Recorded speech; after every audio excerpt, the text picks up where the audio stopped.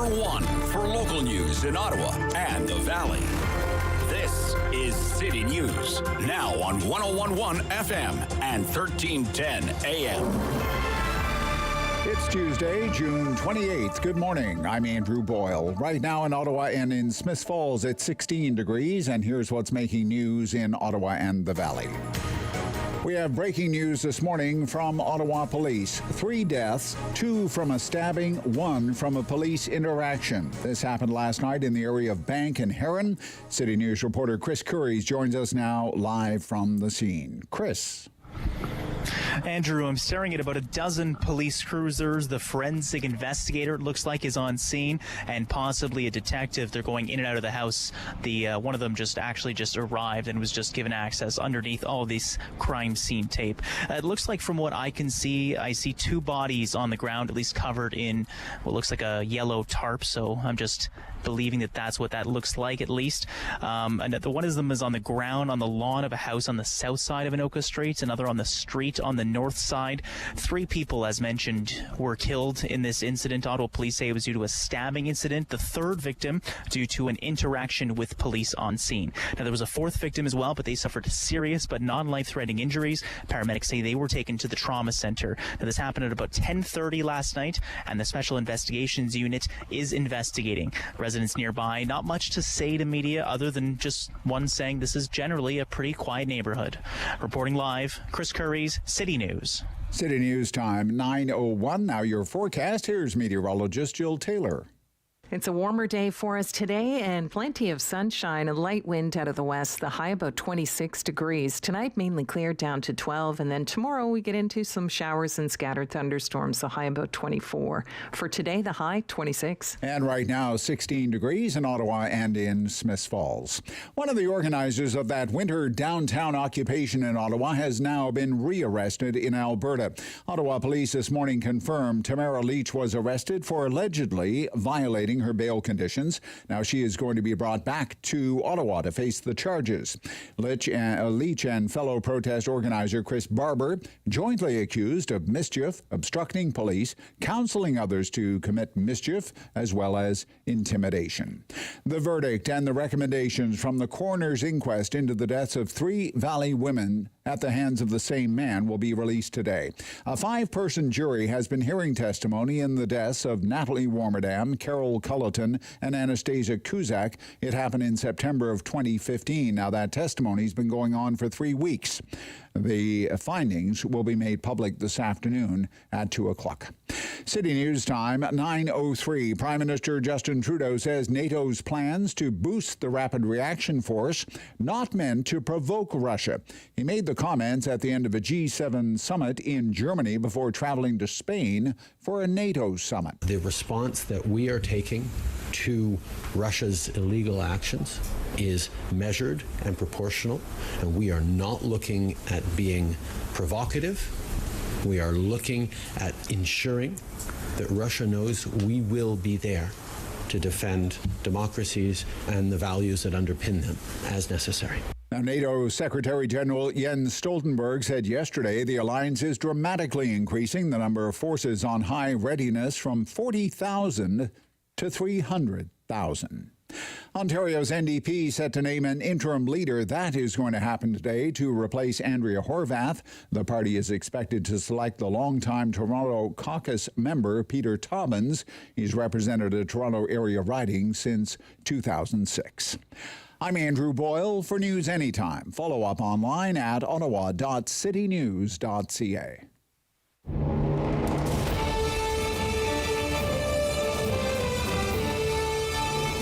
Separating headlines from hearsay. It's the Rob Snow Show on Rogers TV and City News. 101.1 FM and 1310 AM. Shaping up to be another busy day in the news business, and that's the way we like it around here. Good morning.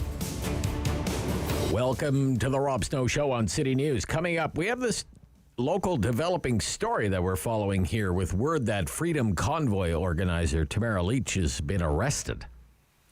She was arrested in Medicine Hat, Alberta for allegedly breaking the conditions of her release. Word of this broke yesterday afternoon, so we're following up here this morning with the help of a local criminal defense lawyer. Michael Spratt will join us from Abergil Goldstein and Partners here in Ottawa. Reports say she was wanted, Leach was wanted on a Canada-wide arrest warrant, and she's apparently going to be moved back to Ottawa. We'll have to make a court appearance. We don't know when that's going to be happening. But you will remember in the dying days of the Freedom Convoy, she was arrested and eventually charged. The charges, mischief, obstructing police, counseling others to commit mischief and intimidation. And at first she was denied bail. And eventually bail was granted.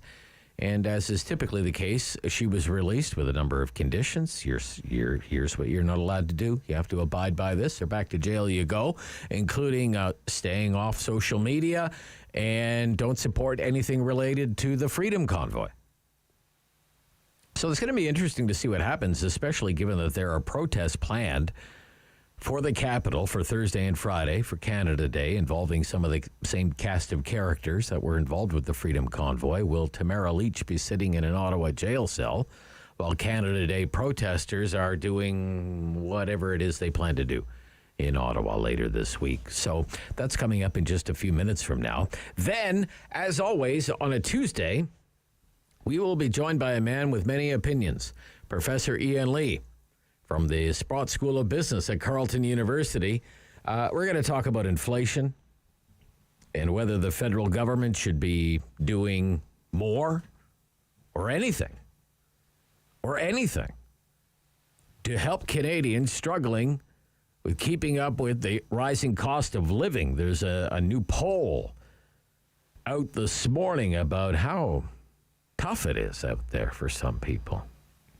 Ipsos poll done for Global News says almost 7 in 10 drivers, 69% of those polled, are getting close to the point of not being able to afford gas.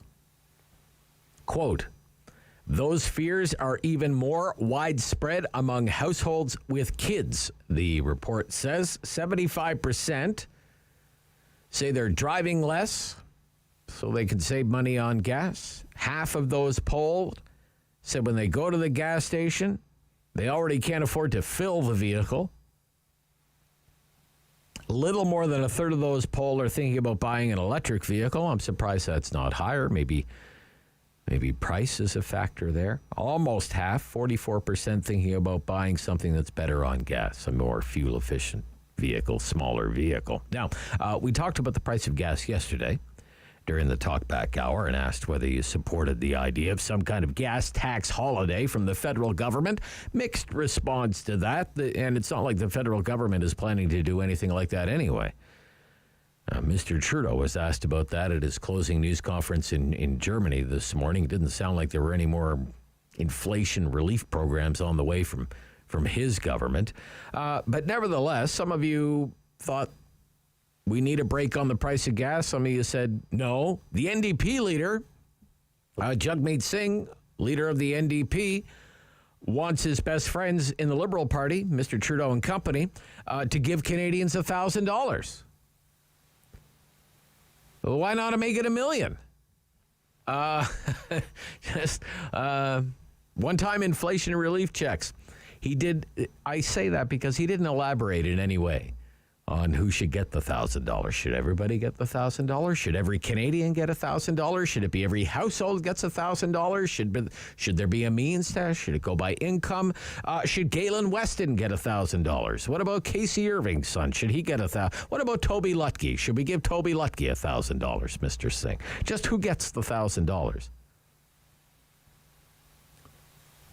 These are kind of important details, yet so notably absent yesterday from the NDP leader's announcement. It was just kind of, give everyone $1,000 and let the CRA sort it out later. But it's an interesting debate that's happening right now on whether the Trudeau government should be offering any kind of relief, because the economic purists would say nobody said fighting inflation was painless, and the only cure for high prices is high prices. And if you give people more money, you're just making it more difficult to bring inflation back under control. So We'll get into that with the professor coming up right after the 9:30 news. ODSP, we'll talk about that this morning as well. The Ontario Disability Support Program. If that's all you get, you don't get very much.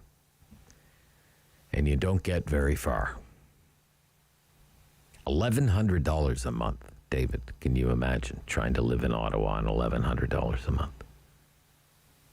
It's $1,169 a month. Can you even imagine it? $13,000 a year? Living in Ottawa on $13,000 a year? During the Ontario election campaign, all the parties were promising to make improvements to the ODSP program. The PCs under Doug Ford won the election. The PCs promised to increase the ODSP stipend by a whopping 5%. 5%. 5% of $1,169 is an extra $58.44. Try not to spend it all in one place. So instead of qualifying for $1,169 a month, someone will have to try and get by on $1,227 a month. $1,227 a month. $14,700 a year in the city of Ottawa. Statistics Canada does not use the term poverty line anymore. It uses the term low-income cutoff. In a city of more than 500,000 people, like Ottawa, according to Statistics Canada, the low-income cutoff for a single individual in a city our size, $22,000 a year. Net income. After tax. So whatever way you come at it, it would seem ODSP is just woefully inadequate, and we're going to speak with an expert about what can and should be done with this program. How about tear it up and start all over again? How about that for an idea? Michael Taube is going to join us, syndicated columnist, my friend on the right side of things, former speechwriter for Prime Minister Harper, to talk about the Conservative Party and its leadership race. Reaction from Michael about comments from one of the weekend political talk shows from former Conservative Senator and Harper confidant Marjorie Le Breton, who said on Sunday she's worried about the Conservative Party and the direction it's going. Worried that the party might not be able to stay together. It has been called a coalition. It's a coalition of all kinds of different conservatives, red Tories and Western reformers and social conservatives and fiscal conservatives. And you have Bill Davis conservatives and Ralph Klein conservatives and Mike Harris conservatives and Preston Manning conservatives and Doug Ford conservatives. But given all the animosity in the leadership and quite frankly, some of the wild and wacky things that we're hearing from some conservatives these days, Marjorie Le Breton is worried that the whole thing could fall apart, splinter in two factions. Kind of seeing that already with the rise of the People's Party, some of the other right-wing parties in Alberta and here in Ontario, and all that does is make it easier for Liberals to win elections. And just as she's been saying that, Elmer MacKay is quoted in the Globe and Mail this morning. Peter MacKay's father, former Mulroney cabinet minister from decades ago, says he's not worried about the Conservatives and parties change. Mr. Trudeau's Liberal Party is not the same as Mr. Chrétien's Liberal Party. And Elmer MacKay, for what it's worth, says he likes Pierre Poilievre. Likes the guy's courage, he says. We'll get into that with Michael Taube and with you, I hope, if you'll call me. During the Talkback Hour, we can talk about these issues. That's why we do the Talkback Hour every morning between 10 and 11 o'clock. Let's talk about the Conservatives these days. An hour of your phone calls, an hour of opinions. At 750-1310, 750-1310, 613-750-1310. The Conservatives these days. How many times have you heard that? One new poll says they're in the lead by 4 points, the Abacus poll. Another poll says they're way behind the Liberals, 12 points behind the Liberals. I want to ask you a few questions this morning. Do you think right now, what's your gut tell you, okay? Do you think the Conservatives could win an election? Could the Conservatives beat the Trudeau Liberals right now? It's not like the Liberals are lighting anyone's hair on fire right now. And who's the leader that you think could give the Conservatives the best shot at winning an election? Is it Poilievre or Charest? Poilievre or Charest? Share your opinion. We're going to kick that around during the Talkback Hour, 750-1310 after the 10 o'clock news on The Rob Snow Show on City News.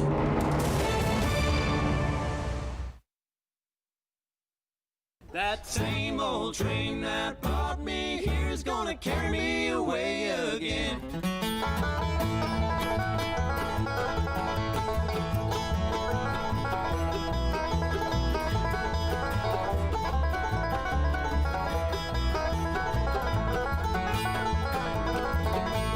Darling, you can't love one. Darling, you can't love one. You can't love one. You still have fun.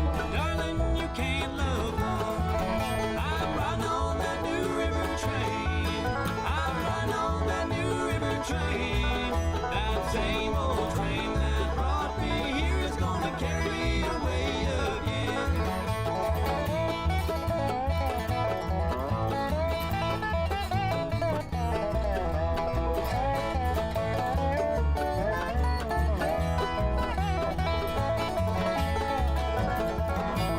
Darling, you can't love two. Darling, you can't love two. You can't love two. Still be true. Darling, you can't love two. I'm riding on that new river train. I'm riding on that new river train. That same old train that brought me here is gonna carry me away again.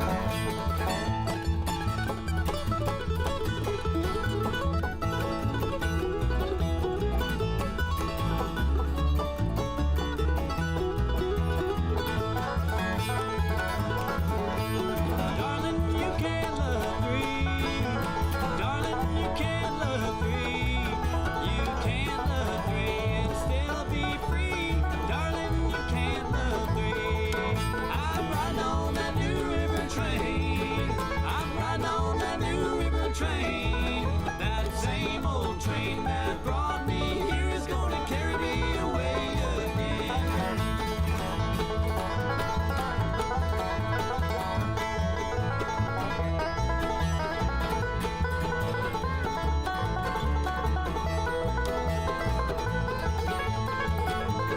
Darling, you can't love four.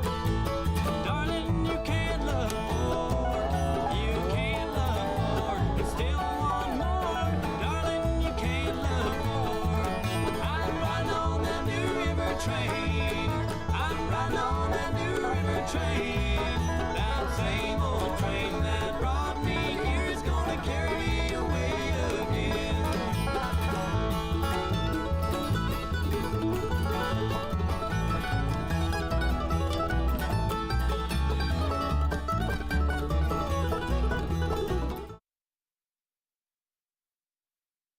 Fair. Fun The Rob Snow Show returns. on Rogers TV and City News 1011 FM. And 1310 AM. Freedom Convoy leader Tamara Lich has been rearrested in Medicine Hat, Alberta for breaching bail conditions. Let's get some reaction to this, some analysis. Joining us now from Abergil Goldstein and Partners, local criminal defense lawyer Michael Spratt. Good morning. Welcome back to the Rob Snow Show. Michael, No great problem. to hear Good from morning. you. What does this mean? Breaching bail conditions. What does that mean? Yeah, so there's an allegation that that Miss Litch didn't follow one of the rules, and we can speculate on what that might be. But if you don't follow a bail condition, it's not just a slap on the wrist. It's a new criminal charge. And so she's going to be charged with a new charge that will, in all likelihood, proceed separately from the original charges. And so she now has two criminal files before the court, and she can be detained in jail because of this bail breach. Okay, so the reports would indicate she's on her way back to Ottawa. What would that tell you? That she's being sent back to Ottawa. What does that say? Well, it means that, when anyone commits an offense, there's a few things that can happen. The police can release you right there at the scene with a promise to come to court, or they can summons you to court. They can take you back to the police station and release you on some more strict conditions, or they can bring you to court and the Crown can seek your detention. And because the Crown didn't want Miss Litch to be released from jail, they tried to seek her detention initially. That's what they're going to do here. There's a warrant issued. The police have arrested her. They'll transfer her back to Ottawa. She'll go back to the Innis Road jail. She'll be produced before the court on the new charges. The Crown will likely bring an application to revoke her bail that she is alleged to have breached, and then she has the opportunity to have a new bail hearing, present a new plan, examine the strength of the allegations, and she could be released again on new, maybe stricter conditions, or she could be held in custody because of that breach. Yeah. But it would seem to me it would be difficult to make the case that she could be trusted to be released with conditions if a judge did that already and she violated her conditions. That would be a Certainly. Tough case to make. Right? Yeah, it gets harder every time. I mean, we often hear in court that the best predictor of the future is what's happened in the past. And, if there are strong allegations that she breached, and there are only allegations at this point, right. She might have an explanation. Or there might be some problems with the Crown's evidence. They may be overreaching. And certainly we've seen the Crown maybe overreach a little bit in terms of the types of conditions and some of their positions when it comes to some of the convoy participants.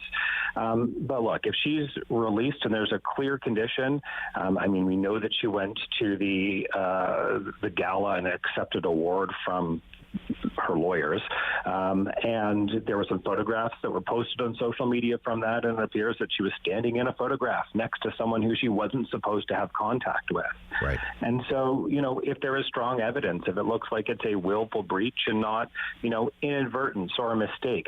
If you have something like a curfew and you're headed home and you run into traffic, or, there's an accident in front of you and you're 5 minutes late getting home, you might have, technically breached your bail. Right. Or put yourself in a situation. But if you're taking selfies in a nightclub, Michael, it's something else altogether, right? If you're taking selfies in a nightclub and you're just flouting your release conditions, right? Exactly. That's something else altogether. That becomes problematic because the bail system, we've got sureties, we've, people to supervise, we've got money that can be posted or the promise of money, but ultimately our bail system relies on the belief that the person who is released will follow the rules, either because they don't want to endanger the money or the bond posted by the person that signed them out, or they don't want to go back to jail, or they were deterred from the fact that they were arrested and in jail the first time. We trust on them to follow the rules, because even if you have a house arrest and even if you have tight conditions, you can climb out the window in the middle of the night. And, we would only know after the breach, after the harm has been done.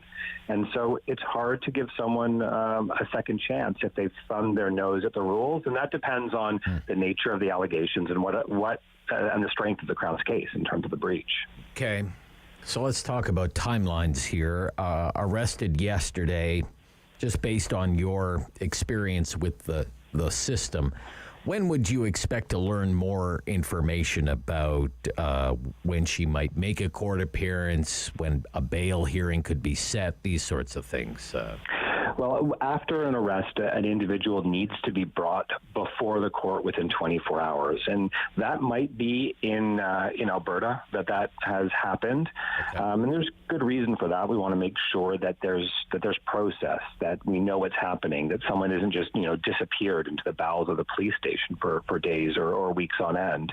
So I expect that she'll make an appearance. If it's unlikely they'll get her on a flight to get her in front of an Ottawa judge within 24 hours. I expect that she'll make an appearance in Alberta, and then she'll be returned to Ottawa. I expect that this week we'll see her make an appearance in bail court. We'll know if the Crown is seeking to revoke her prior bail. It's called a 524 application. I assume that will be happening, and then we'll have to see if she asks for a publication ban or not. And if she asks for a publication ban, we might not know the circumstances of the breach until the matter is ultimately adjudicated. Okay. So she's been charged mischief, obstructing police, counseling others to commit mischief, and intimidation.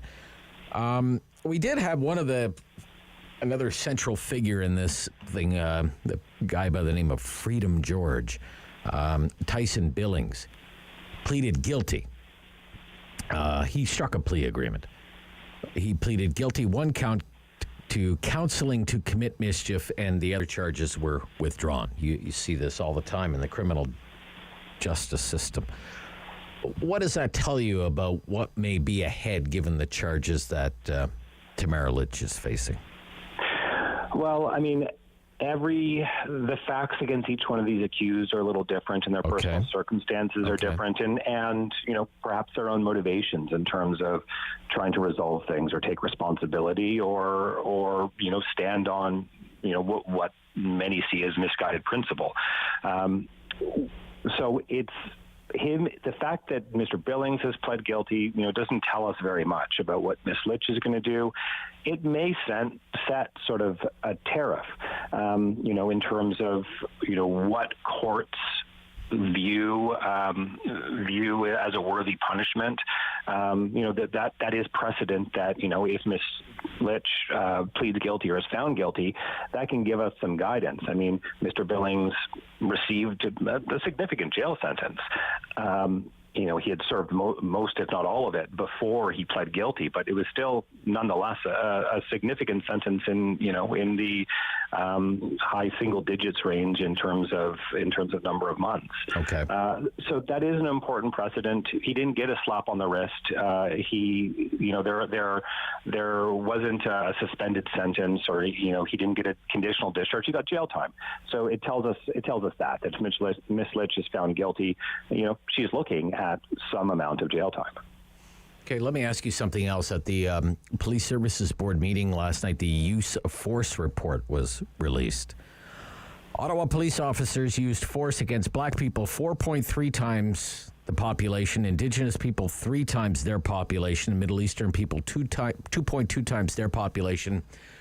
Police used force against other racialized people at twice the rate of their population. What do you think of these statistics? Well, they're consistent with other statistics that we're seeing be released in other parts of the country. It's consistent with the experience of these communities and what we've seen in court. It should be no shock. It should be no surprise. And this is what happens when you have an unaccountable, ungovernable police force.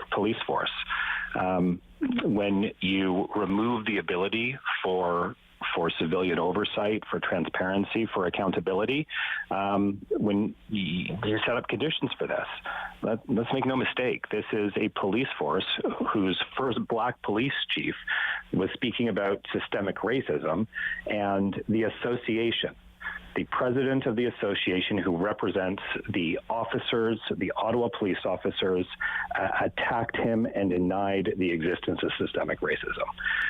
So should it be any surprise that these police officers seem to use force disproportionately against racialized communities?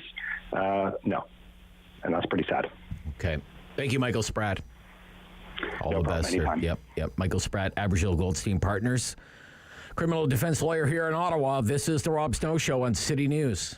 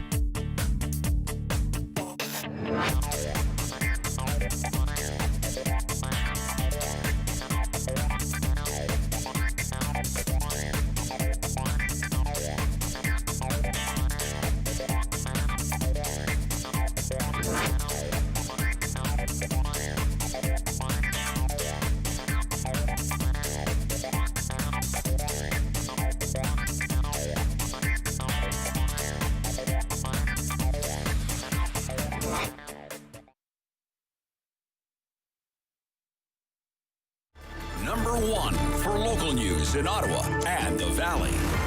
This is City News, now on 101.1 FM and 1310 AM. It's Tuesday, June 28th. Good morning. I'm Andrew Boyle. Right now in Ottawa and in Smiths Falls, it's 18 degrees. Here's what's making news this hour. 3 deaths last night. 2 of the people stabbed to death. 1 person died after a police interaction.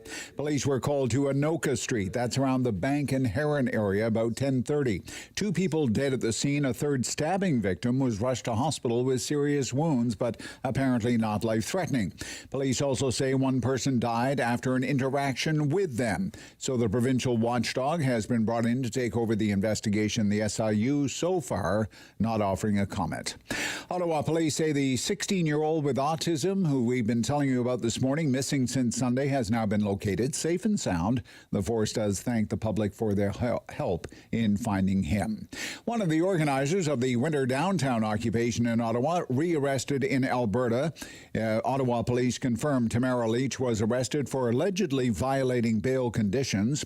Now she will be brought back to Ottawa to face those charges. Defense lawyer Michael Spratt tells City News that once she is back, she will likely be held at the Innes Road jail until a court appearance on the new charges. City News time, 9:32. I'm Andrew Boyle. For news anytime, follow up online at ottawa.citynews.ca. He's a pillar of community opinion. The Rob Snow Show returns On Rogers TV and City News 101.1 FM. and 1310 AM. He is the professor, and he's with us every Tuesday morning. Professor Ian Lee, Associate Professor of Management, Sprott School of Business, Carleton University. Good morning. Good morning, Rob. And you're calling in today from Cardinal, Ontario. Looking out at the mighty Saint Laurent, as the great late Professor Creighton of the University of Toronto wrote in his book, The Empire of the St. Lawrence, saying you cannot understand the development of Canada without understanding the importance of the St. Lawrence and Great Lakes system. So I am looking out at the gorgeous St. Lawrence, and I can see the United States from here, and I can hear the dogs barking. Well, it's good to know that somebody can still afford to drive. There you go. Absolutely right. There aren't too many of you left, which brings us to our first topic. Inflation relief.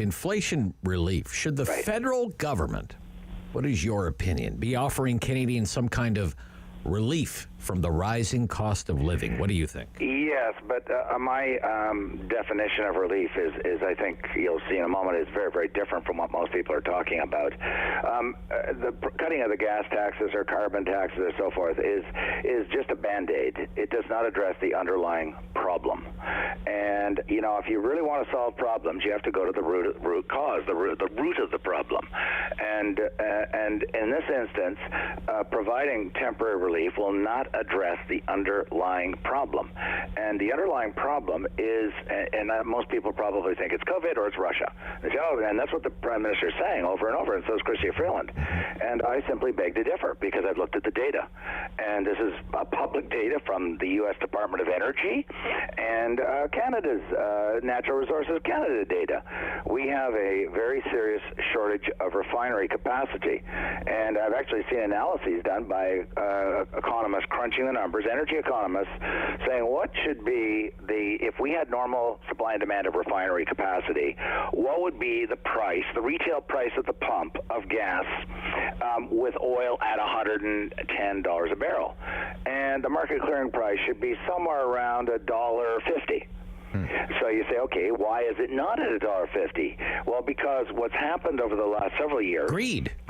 No, yeah, that's a very, very simplistic. I mean, greed is just a pejorative term for self-interest. Everybody's self-interested. Darwin taught us that, right? I mean, nobody tries to go out and starve themselves to death or put themselves in harm's way. You try and avoid it like the plague, you know? I mean, it's just called self-interest, and people on the left characterize it as greed by those that they disagree with. All right, so it's not greed. Okay, so what is it then? And morality, if it's their own position. So what is it then? Setting that aside, where I'm going with this, Rob, because this is a very serious point. Yes. The government, as you know, our government and the U.S. government have been demonizing oil and gas for the last 5, 6, 7 years, people like Mark Kearney and environmental leaders. So what's happened is investment, and this is a public figure, it's not my opinion, investment in oil and gas has declined very dramatically. And so when we close mothball old refineries that are older, and so they're not up to the most latest and most stringent environmental standards, we take them offline. You say, okay, no problem, you just go build some new refineries, right? Well, no, actually, they have not been building new refineries in either Canada or the United States because capitalists are saying, gee whiz, I don't want to go and invest in that plant because look at these people in the Congress and in the Trudeau government, they're going to shut us down and we won't get our money back because they're going to phase us out.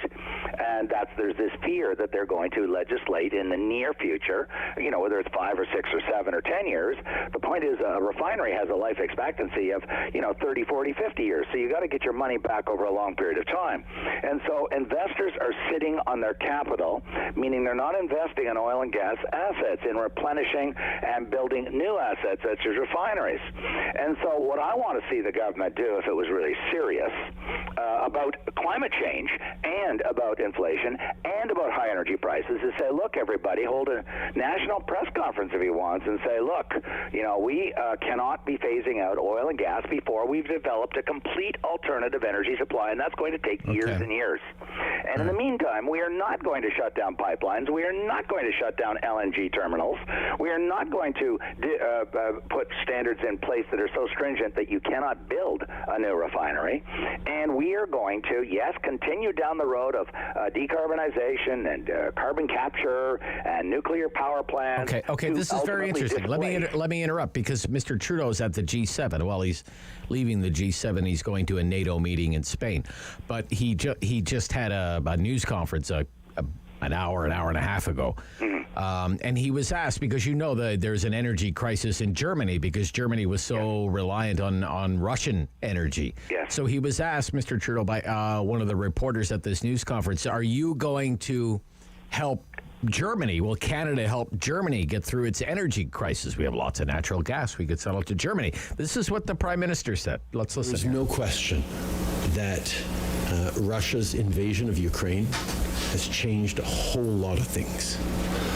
On the one hand, it has made it all the more important to get off the world's, and particularly Europe's, reliance on Russian oil and gas. But it's also made it much more urgent and much more led to many more actions so that we accelerate that transition off of our reliance on oil and gas altogether as a world. Altogether as a world. Short term, in the immediate, there are real pressures on Europe and on the world that is reliant on Russian energy sources, and we will be there in the short term with whatever support we can. And the conversations around LNG are centered around the fact that LNG infrastructure is the same type of infrastructure that is going to be needed as we transition towards hydrogen. There are many conversations going on with Chancellor Schulz, and I look forward to continue them when it comes to Canada and Ottawa. Get off fossil fuels altogether, he says, but in the short term, we'll try and help. It shows that the Prime Minister, first off, he is telling everybody you're all screwed. We're not going to help you because we're determined to make it worse. That's the first time I've heard him talk about hydrogen. That's the first time. In code, listen, I'm not against hydrogen. Let's be very clear. I don't even know it. It's going to take years and years. I think it's a very promising technology from everything I've been able to read and get my hands on, including from Ballard Systems, a very innovative company in Vancouver, and including research that's coming out of the U.S. Department of Energy and NRCan. It looks very promising, but anybody who thinks that we're going to just flick a switch and be onto hydrogen in the next 24 months or 36 months just doesn't know what they're talking about, starting with the Prime Minister of Canada. Okay. And I know that's very blunt, and it sounds very unnice or unpolite. Let me be I've been reading up tons of stuff by energy economists, by the NRCan itself, Natural Resources Canada. Yeah. They have a forecast of the energy mix in Canada to 2046, I believe.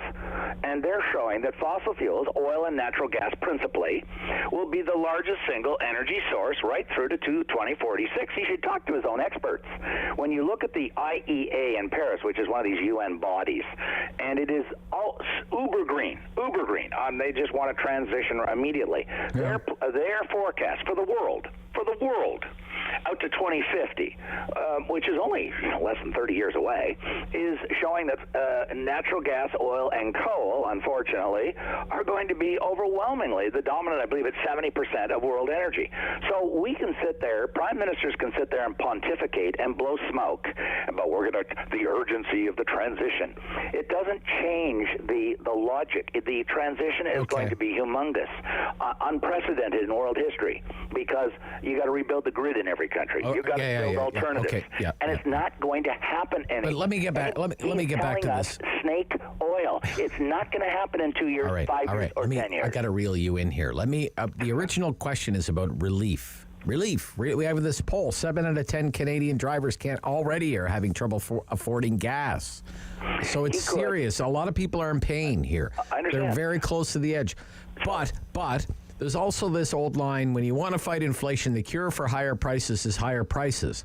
That you can't give relief checks because you're just stimulating things again, and you're making the problem last longer than it needs to. You're making the Bank of Canada's situation more difficult. Do you believe that? Let me explain why and I know there's quite a few conservatives making that argument, that if you just put more relief into the system, you're just pouring more gasoline on the fire. And I certainly said, and I said it repeatedly, and I believe it now, so does Don Drummond, so does David Dodge, that running deficits when the economy is running flat tilt out and generating huge inflation is pouring gasoline on the fire. Yeah. So how can you provide relief without pouring gasoline on the fire?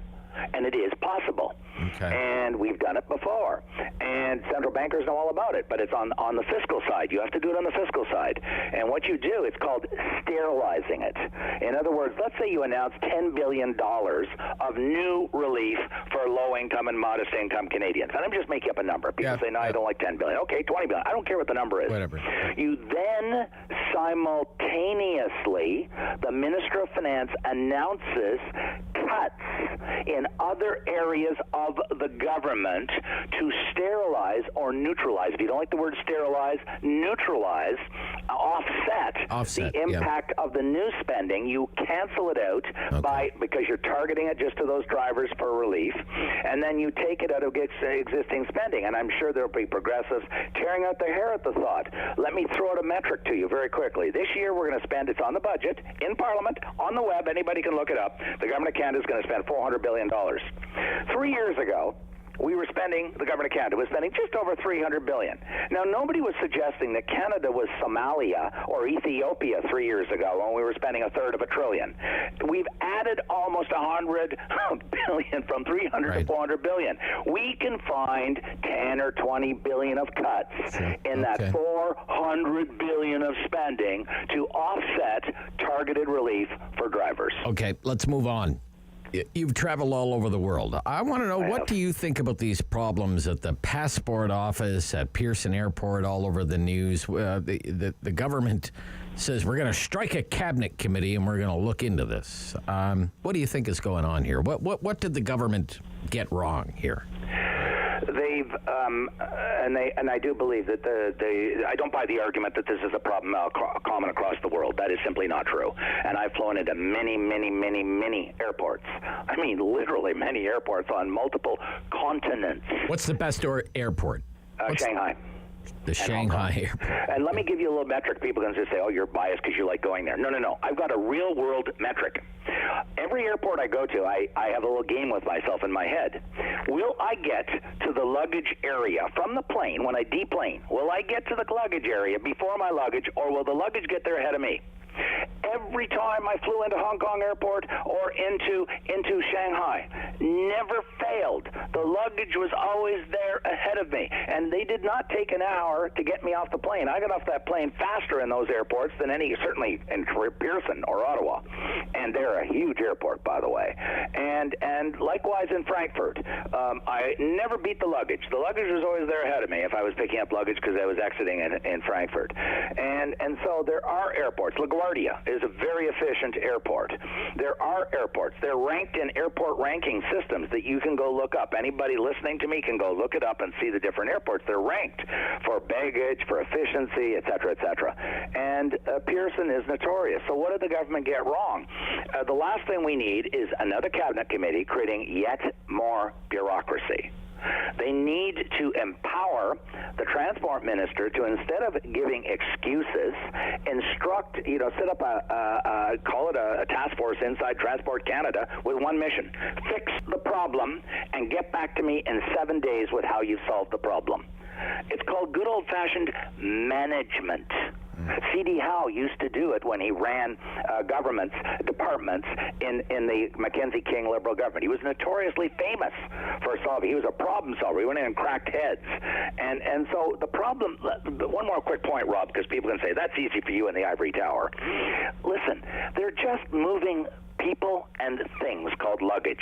This is called logistics. FedEx has been doing this for years brilliantly. Amazon's been doing this for years brilliantly. I can track a parcel, and they can tell me exactly where it is in the system. And there was a story on the CBC the other day, and the woman had put one of those Apple trace tags in her luggage. Yeah. And I heard that. She knew her luggage was in Montreal, and Air Canada. No, it's not in Montreal. Yeah, I have it. I look on my phone. It's in Montreal. I have one of the. Yeah, exactly. And so my point is that there's too much bureaucracy and too much excuse making, and you need somebody who's going to crack heads. And let me be blunt: fire people if they don't achieve results. And there's three culprits here, so people don't think I'm just beating up on the Minister of Transport, although I do think he's incompetent. There's three major players in transportation in Canada, air transportation. There's the airlines. Let's never forget Air Canada and WestJet. God bless. There's the airports. People don't realize the airports are big players. Because Chrétien decided not to privatize them, but instead creating these sort of quasi-autonomous municipal nonprofit organizations. The authorities. And then you've got the government, Transport Canada, because they regulate the business, they regulate the safety, and they own the land on which the airport sits. And so my point is the three together, if you want to have a committee, how about the transport minister meeting with the head of Pearson and the head of Air Canada, three people, not 500 people, and start cracking heads. They're cracking heads. Okay. When we come back, we'll crack some conservative heads. Oh, good. How about that? All right? Okay. Rob Snow Show, City News.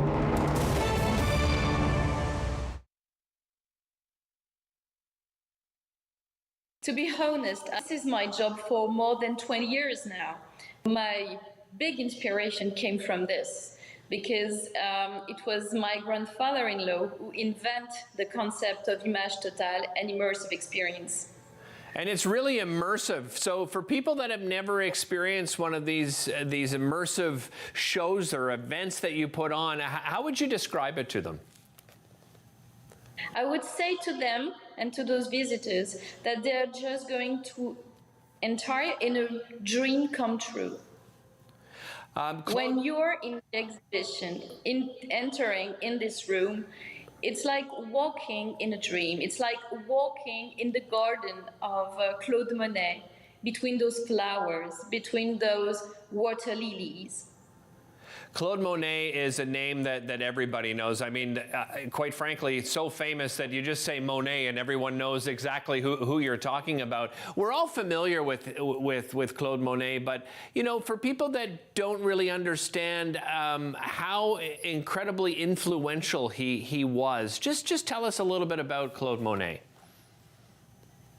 If I have to define Claude Monet, I would say that he was a revolution as itself, which means that, it disrupts all the art history. Before, we were talking about clear lines, we were just defining all the contour of the object we were painting, all the figures, and Claude Monet arrived and he said that he didn't want to paint any object. He wanted to paint the distance between him and the object. And that changed everything, because what you see is just a mirage. Right. How do you choose the pieces? I mean, he has so many, of course, famous pieces. Will there be pieces that you've kind of found that maybe even some of us aren't even familiar with?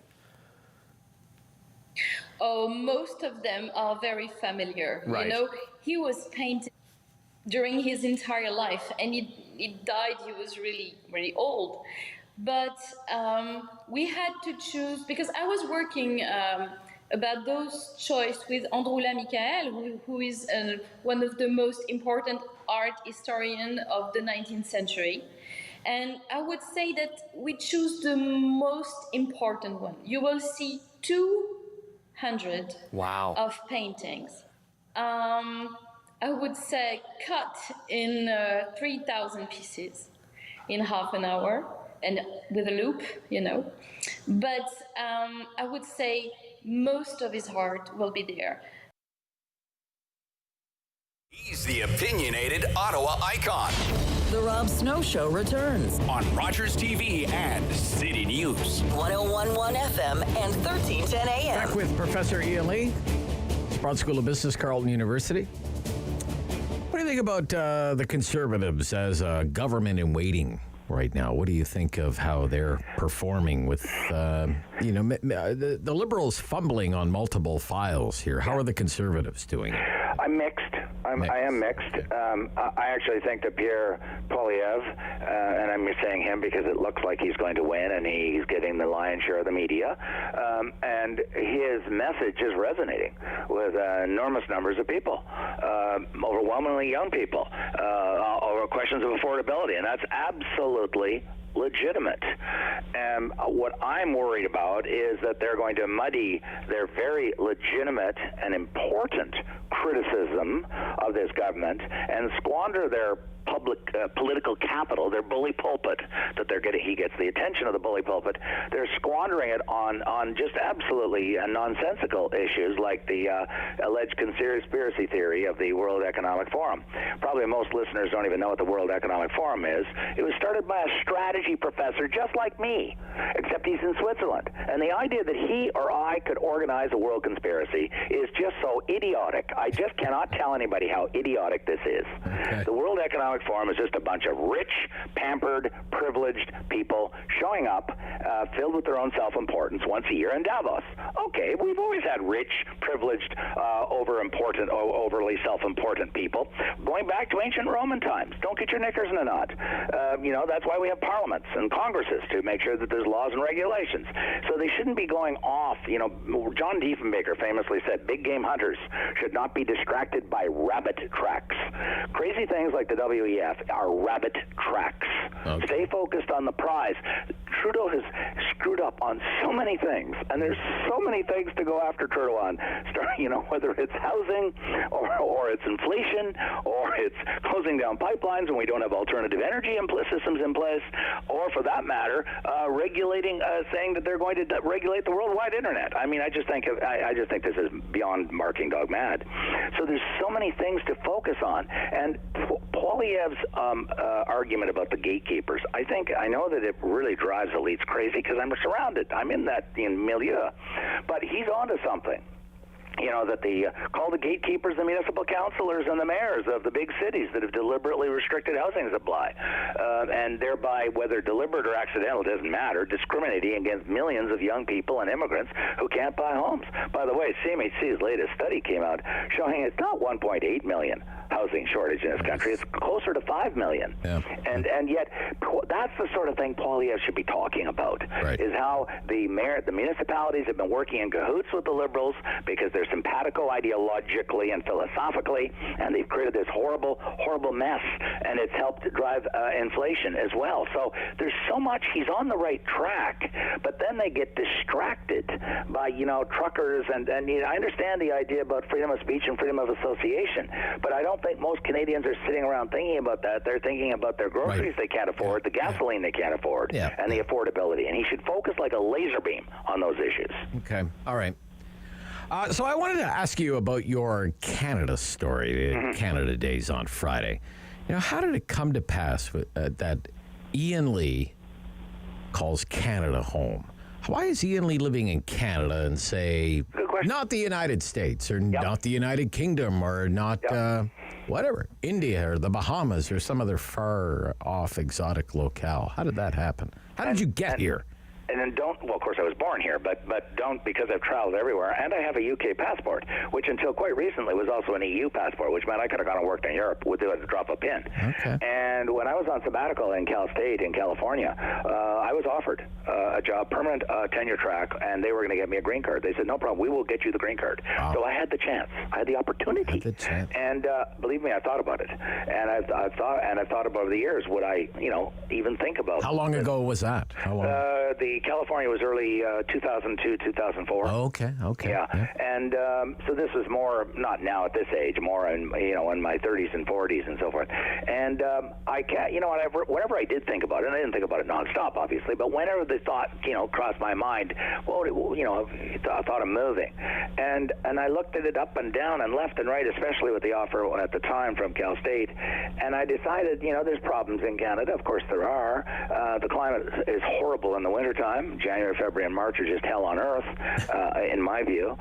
But when you do a balance sheet, almost a balance sheet, pluses and minuses, there are enormous advantages. It's a very safe country, relatively speaking. I mean, sure, there's some crime, but it's relatively safe. It's very prosperous. We don't have revolutions in this country, notwithstanding the crazed progressives who are trying to suggest there was a revolution or a coup d'etat on Wellington. I studied the French Revolution, where 13,000 people were guillotined. They had their heads cut off. I've studied the Chinese Revolution, Communist Revolution in 1948, where millions of people died, and the Russian Revolution to the Finland Station, Edmund Wilson. And those are real revolutions. Enormous numbers of people died. And here we were on Wellington Street, and they were playing Bouncy Castle. I'm not going to get into truckers and all that. My point is, this idea that we're on the edge of violent revolution. I know. Don't lose sight of the question. Right. So you decided it's not a bad country, and you decided to stay here. Yes, it was a conscious instead of being California dreaming. Nowhere else to go. I had alternatives and opportunities, and I made the conscious decision to stay here because, on balance, it's, as I said, it's also a very prosperous country. Notwithstanding all the crazy people talking about skyrocketing poverty, it's collapsed to 6.4% today, according to StatsCan. We're one of the wealthiest countries per person. I'm not talking GDP size. I'm talking income per person. One of the wealthiest countries in the world. I'm losing you again. All right, we'll wrap it up there for this week. We're glad you stuck around. Thank you. Thank you. Enjoy Cardinal. Thanks a lot. Yeah, bye-bye. Professor Ian Lee, Sprott School of Business, Carleton University. This is the Rob Snow Show on City News.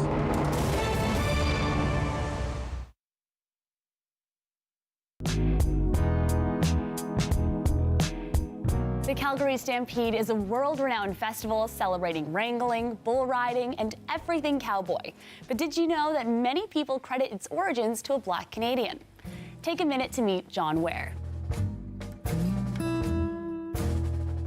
The word cowboy has racist roots. Before the American Civil War, white ranchers were called cowhands, but the enslaved black men and women working alongside them were actually referred to as cowboys to infantilize and disrespect black ranchers.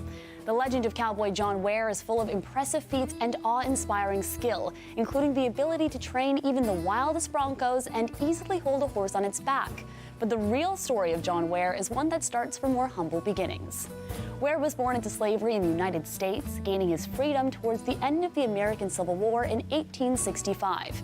Ware's skills with cattle ranching developed as he traveled throughout the United States, eventually settling in a town southwest of present-day Calgary, Alberta, which made him one of the first black pioneers in the prairies. Over time, news of Ware and his amazing cowboy skills began to spread, and people came from across North America to witness his horsemanship and skills as a rancher. Eventually, Ware went on to own many of his own ranches. In 1892, he became the first man in Western Canada to earn the title of steer wrestler, and Ware's feats in local contests set the stage for the Calgary Stampede rodeo we know today. In September of 1905, Ware was killed in a freak accident with his horse, and more than 10,000 mourners from across the region attended his funeral, making it one of the largest in Alberta history. Though his true story is difficult to separate from the legends around him, Ware's status as a respected forefather of cowboy skill continues to be celebrated today. Ware has dedicated monuments across Alberta, including several sites near his first ranch, a Calgary school in his namesake, and a building at the Southern Alberta Institute of Technology. This is City News. KIWW 1310 AM in Ottawa. And CJET 1011 FM in Smiths Falls and the Valley.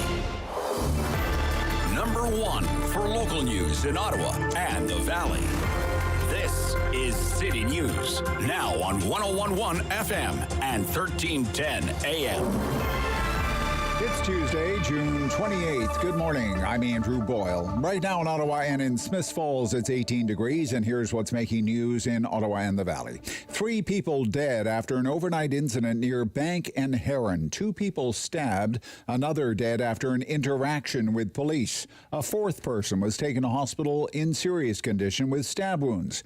City News reporter Chris Curries with more from a typically quiet neighborhood. That's what I heard from everyone. You don't expect something like that to happen here on Anoka Street. Veronica, who I spoke to walking her dog. We know our neighbors all around us. We're very quiet people. We have get-togethers, barbecues together in the summer. Sabrina tells me she heard a lot of loud screaming and what sounded like gunshots last night around 10:30 and closed her curtains, scared. Partner John with what they've heard so far. Our understanding is there was some kind of gathering at one of these houses and something went wrong. Someone started stabbing and then police had to come in and to neutralize the threat. Police involved shooting. That's what we heard. That's what the shots were, is what we understand. The police watchdog has invoked its mandate. South of Bank and Heron, Chris Curries, City News. City News time 10:01. Now your forecast. Here's meteorologist Jill Taylor. It's a warmer day for us today and plenty of sunshine. A light wind out of the west. The high about 26 degrees. Tonight mainly clear down to 12, and then tomorrow we get into some showers and scattered thunderstorms. The high about 24. For today, the high 26. And right now in Ottawa and in Smiths Falls, it's 18 degrees. One of the protest organizers from this past winter in downtown Ottawa has been arrested in Alberta now and is headed back to our city for a court appearance. Tamara Litch apparently broke her bail conditions. Now, defense lawyer Michael Spratt tells the Rob Snow Show what she's likely in store for now. She'll go back to the Innis Road jail. She'll be produced before the court on the new charges. The Crown will likely bring an application to revoke her bail that she is alleged to have breached, and then she has the opportunity to have a new bail hearing, present a new plan, examine the strength of the allegations, and she could be released again on new, maybe stricter conditions, or she could be held in custody because of that breach. Now, Leach was out on bail after being accused of mischief, obstructing police, counseling others to commit mischief, and intimidation. City News time 10:03. The U.S. House Committee investigating the Capitol riot on January 6 last year will be hearing today from someone inside the White House at the time of the attack. We get more from reporter Jonathan Carl. Her name is Cassidy Hutchinson. Her appearance was first reported by Punchbowl News. She was an assistant to Mark Meadows, the chief of staff, and she was right there in the West Wing while the Capitol was under attack, and Donald Trump was ignoring pleas by those close to him to get out and to do something or say something to call off his supporters who were attacking the building. Now, the panel has not explained why it abruptly scheduled this hearing. Lawmakers are on a 2-week recess. Committee had said last week there would be no more hearings until July. NATO leaders, including our Prime Minister, in Madrid now this week for a summit where they will discuss the war in Ukraine. We'll hear a lot about the unity said to be in the alliance now. But as former Secretary General Javier Solana says, the participants must actually go beyond such pronouncements. There's a summit that takes place in one of the most dramatic moments for the European Union relation with Russia. Agreed wording and actions will be key, with the alliance trying to strike a delicate balance in arming Ukraine without getting into a direct confrontation with nuclear-armed Russia. Tom Rivers, ABC News at the Foreign Desk. And I'm Andrew Boyle for News Anytime. Follow up online at ottawa.citynews.ca.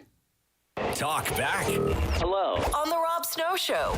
The phone lines are open at 613-750-1310. Now, the Rob Snow Show continues. Right now, do you think the Conservative Party could beat the Liberal Party and win an election? Right now. What do you think? What do you think? 750-1310, 750-1310. And do you think, who do you think gives the Conservatives the best shot at defeating the Liberals? Pierre Poilievre or Jean Charest? So do you think the Conservative Party could defeat the Liberal Party and win an election? And who do you think gives the Conservatives the best shot at defeating the Conservatives? Pierre Poilievre or Jean Charest? 750-1310, 750-1310, 613-750-1310. Yeah, let's talk politics this morning. Okay? And where do you think things stand right now that the House is on break for the summer? Okay? Because there are lots of problems on the home front these days. And you may have noticed Justin Trudeau's not spending a lot of time in Canada these days. That's probably on purpose. He's not been spending a lot of time around here. He was at a Commonwealth meeting, then the G7 meeting, next up the NATO meeting. He might make it back here eventually, but I don't think he's really in any hurry. And you think about all the things that are going on in his government. Now closing in on 7 years in power. You would think there'd be an opening there for the Conservatives. Do you sense it, however? Do you sense it?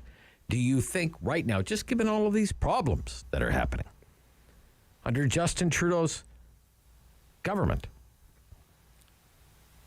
that the Conservatives could actually win an election? And who is the person that gives the Conservatives the best shot at winning that election? 750-1310, 750-1310, 613-750-1310. I'm focusing on the fortunes of the Conservatives because I just look around and I think, my gosh, if you can't make political hay with this, what chance do you have? Right? It's not sunshine and lollipops these days. Inflation, 750-1310. Inflation running at a 40-year high. Okay, it's causing a lot of pain. And interest rates are starting to go up in an effort from the Bank of Canada to beat back that inflation. And that's causing its own kind of pain. Because everything that's interest rate sensitive, housing, first and foremost, gets more expensive to maintain as part of the household budget. You have gas prices. You have food prices really squeezing households right now. Far and away, the rising cost of living is the number one concern for Canadians right now. Every pollster will tell you the same thing. Everything else is a runner-up when it comes to what's worrying Canadians. Just trying to keep up with the rising cost of living. And I mean, if it gets any worse, and it could, okay? If things get worse, a lot of people are going to fall off the edge. That's what they're telling the public opinion researchers right now. And the government, the Liberals, they haven't really been seen as being on top of the issue. In fact, Mr. Trudeau seems totally detached from the issue. He was asked about it today, about the rising cost of living, at his news conference in Germany to close out the G7 meeting before heading to the NATO meeting. And, again, he blamed it on global issues and blamed it on the war in Ukraine, but it didn't sound as though there's any more relief coming from the Trudeau government to make life more affordable for you. Long term. Could you also tell us what conversations you've had here on when it comes to inflation and gas prices and the affordability issue? And can we expect any more measures from your government this summer? Obviously, we know how much Canadians and people around the world are struggling with high gas prices, high food prices, all consequences of the illegal war in Ukraine that Russia launched. And it was at the center of all of our conversations here. Canada is deeply connected to the rest of the global economy, and therefore things that are happening around the world do have an impact in Canada. Global thing. Like inflation, like fuel prices, like food prices. We have taken significant agreements on moving forward, for example, on looking at how to put a price cap on Russian oil. not just to deprive Putin of the revenue he's using to continue to wage an illegal war in Ukraine, but to put downward pressure on fuel prices around the world by putting a cap on Russian oil and gas. These are things that we have a lot of work to do on over the coming weeks and months together as a G7 and as a world, but we are committed to being there to support our citizens as they face these great challenges. Prochaine question. Anyway, I don't know. He kind of danced around it. I mean, the question is, are you going to help Canadians with the rising cost of living this summer? Kind of danced around it, right? Didn't really answer the question. Is that because he's out of answers? Or he's just checked out? And when the finance minister, Chrystia Freeland, finally got around to making a speech about inflation, it was a disaster. She basically took a bunch of existing programs already funded and put new packaging on them and tried to sell them as brand new anti-inflation programs. And look, where did she make the speech? I thought that was telling. Where did she make the speech? Did she make it, say, I don't know, at a food bank or at a shelter, outside a new housing development, affordable housing development, or at the headquarters of a social services agency? No, she made it the speech at the Empire Club, for crying out loud. Because, nothing screams that, we're working hard for the middle class and those working hard to enjoy it than addressing the luncheon crowd at the Empire Club.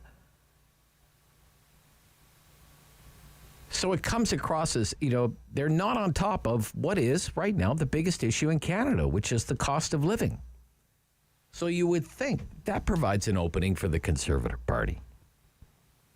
But what I want to know, based on their performance of late, these Conservatives, do you think they have what it takes to defeat the Liberals? And who is the person that gives the Conservatives the best shot at defeating the Liberals? Pierre Poilievre or Jean Charest? I'd love to know what you think there. 750-1310, 750-1310, 613-750-1310. Garth in Nepean. Good morning, Garth. You're on City News. Good morning, Rob. Do you think the Conservatives could defeat the Liberals and win an election right now? If it was called right now, I'm not sure they could. Not sure? Okay. I really like the interim Conservative leader right now, Candice Bergen. Yeah. I think she's doing a good job in trying to hold the Liberals' feet to the fire on the issues. Okay. But I don't think she has the confidence of the Conservative voters right now, which is unfortunate because I think she is a competent leader. So obviously there's going to be a permanent leader. Who do you think gives the Conservatives the best shot at defeating the Liberals? Is it, let's say it's a two-person race and it comes down to Poilievre or Charest. Who do you like there? I've said before, I like Pierre Poilievre. Yeah. I think Mr. Charest is well past his expiry date. Okay. He doesn't have... I don't have confidence in him, and I don't think many people do.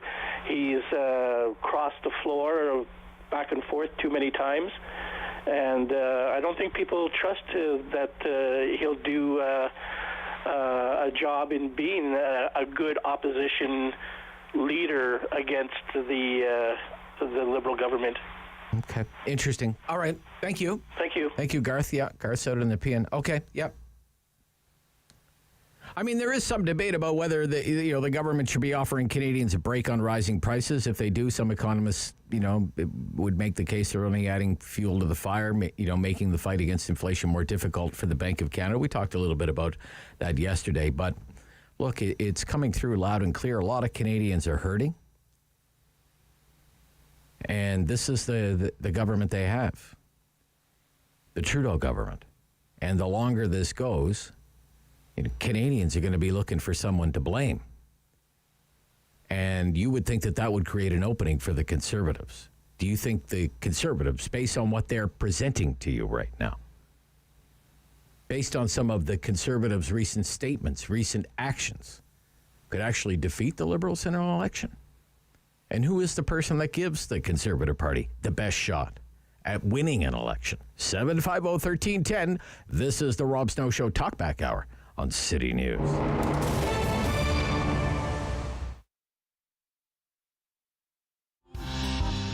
sun is calling, change with the warning. Oh, I won't win anything if I give everything. I was so excited when I found out that I was given this grant to be able to make this concert, because I knew it was going to be the first opportunity that I was able to play these songs for others. You know, this album was recorded really, truly in isolation. Like everybody else, we were locked down for a bit. So you're going to see, I think, the joy of playing live, of being together. For me, as someone who owns a business in Ottawa that's directly working with music, I own a recording studio, it is important because it gives a sense of confidence in terms of having support from a lot of different places. We all know in Canada, there are all kinds of city, provincial, and federal people who provide funding for artists, and just seeing how invested Ottawa is and expanding the reputation of Ottawa as a music and entertainment city, running a business in that city, it makes you just feel better that someone's going to support you, help you, and have your back.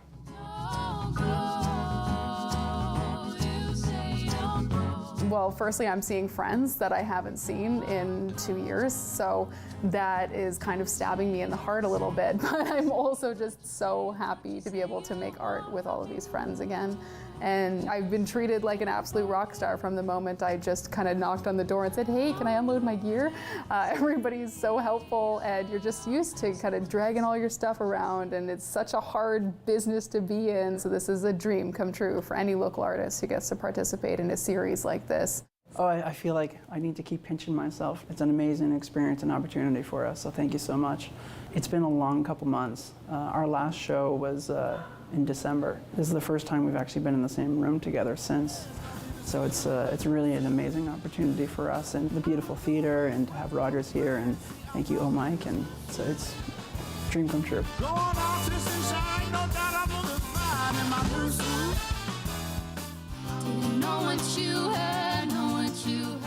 I'm here with one of my best friends, Alex, and we haven't performed in almost 2 years because of COVID. And it feels really good to be back on a big stage like Meridian, and I'm really honored that you guys invited me here today.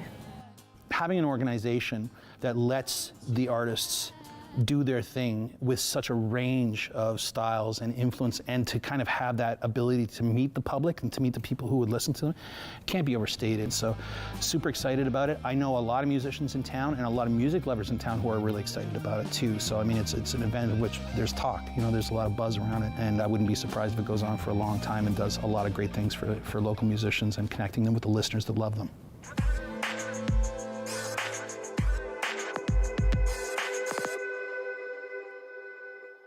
Time to talk back on the Rob Snow Show. Have your say and call now. 613-750-1310. Right now, do you think the Conservative Party could defeat the Liberal Party and win an election? What do you think?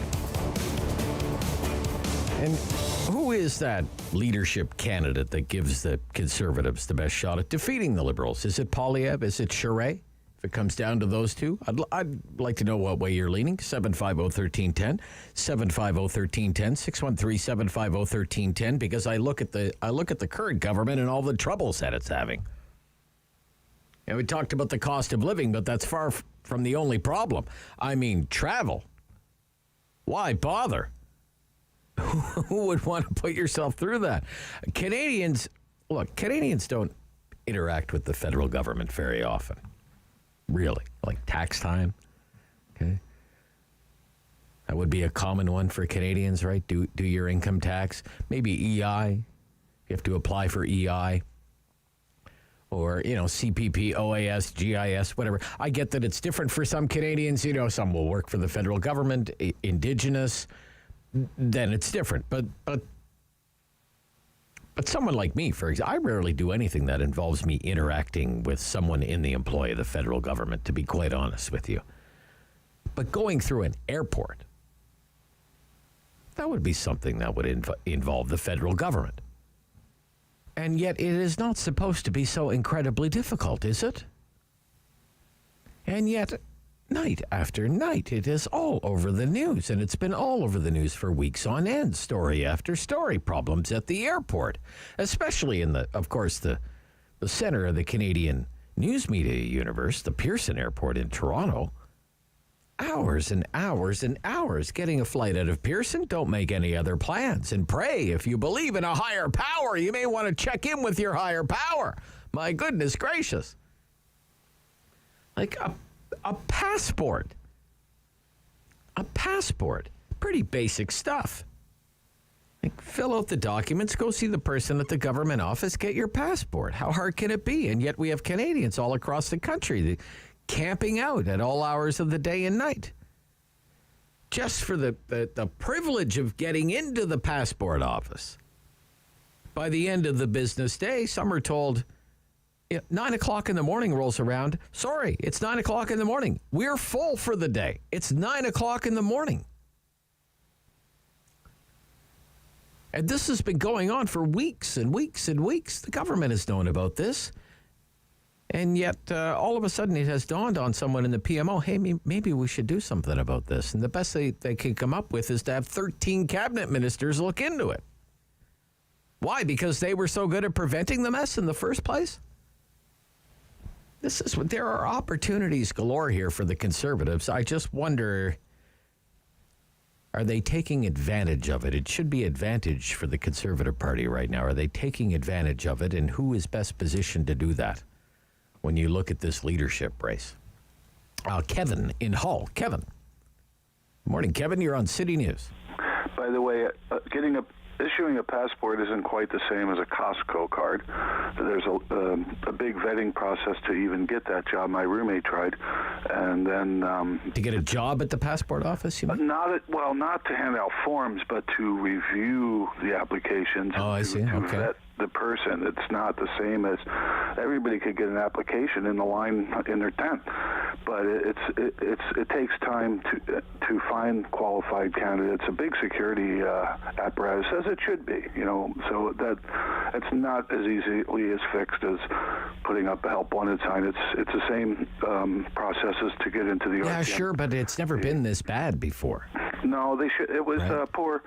It was poor planning on those whose passport were either about to expire, as well as the government not foreseeing the increased demand. So sure, but you're cutting the government a lot of slack there. Well, sure, there's mistakes made. The massive increase in demand was. No, but there hasn't been a massive increase in demand compared to pre-pandemic levels.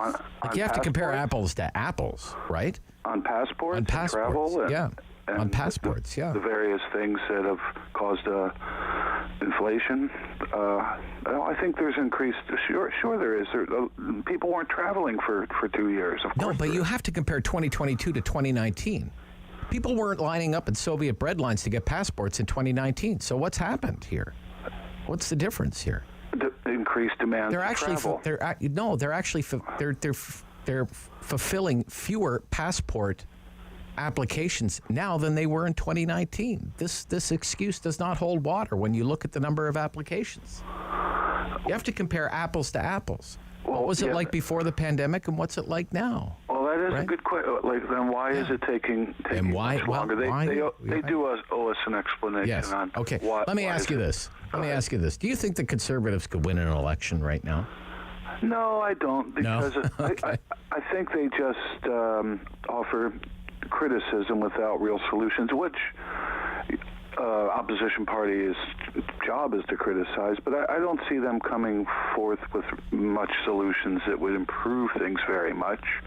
Okay. And then as far as the candidates, I kind of see it as the same with the last two Conservative leaders, is Poilievre will win the leadership race by appealing to the more, let's say, extreme elements of the party, but then lose. First, he'll pivot into the general, pivot on his positions and moderate a little bit. Right. And same thing but lose an election. And then lose the general. So I see basically a replay of that. And, the Liberals have a lot of ammunition. A lot of people followed Poilievre and have lost half of their investment on Bitcoin recently. If Bitcoin shoots up, Poilievre will look real good. And then, holy cow! Maybe the general election could hinge on the price of Bitcoin, Kevin. Well, Okay. He can say, "See, I'm a genius. We should switch our currency over." Okay, all right.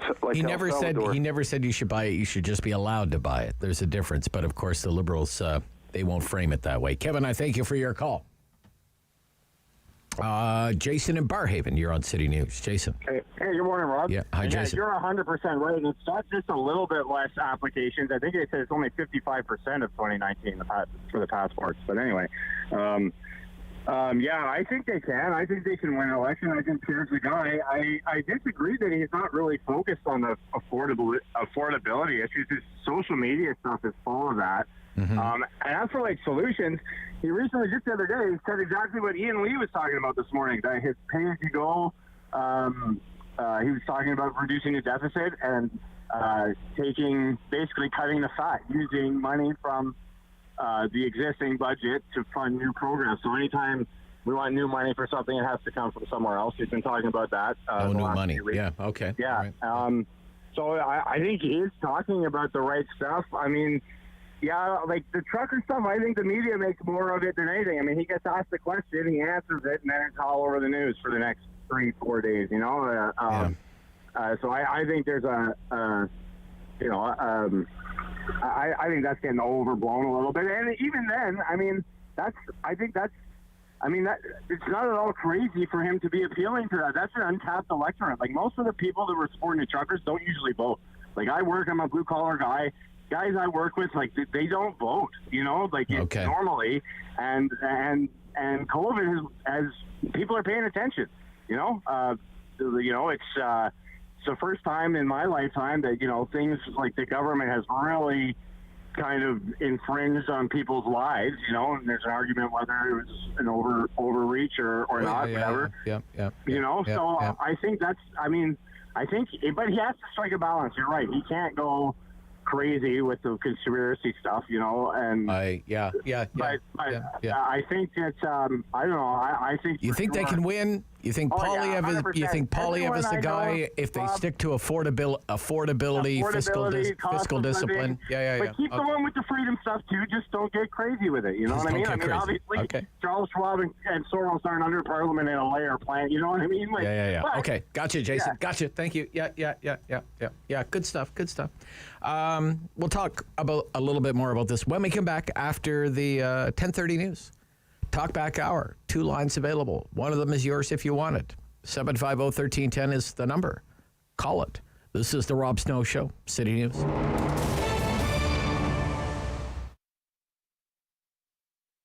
Being a crossing guard works great as part of my schedule as a high school student because I still have time to do my tests and assignments while earning a little bit of cash on the side. Working as a crossing guard fits into my current lifestyle because it gives me a lot of time during the day to pursue hobbies that I'm very interested in. A friend of mine introduced me to this job. I didn't know it was actually a paid job. I always start my day. It's a very little, I guess, few months baby, and she always comes with her dad on a pram, and the smile she has, oh my God. Well, I think the OSC is a very good employer. They show quite clearly that they care about you. They're very polite. They really make you feel like you're part of a family. It's fun. I really enjoy it. Gets us out of the house, too. Yeah.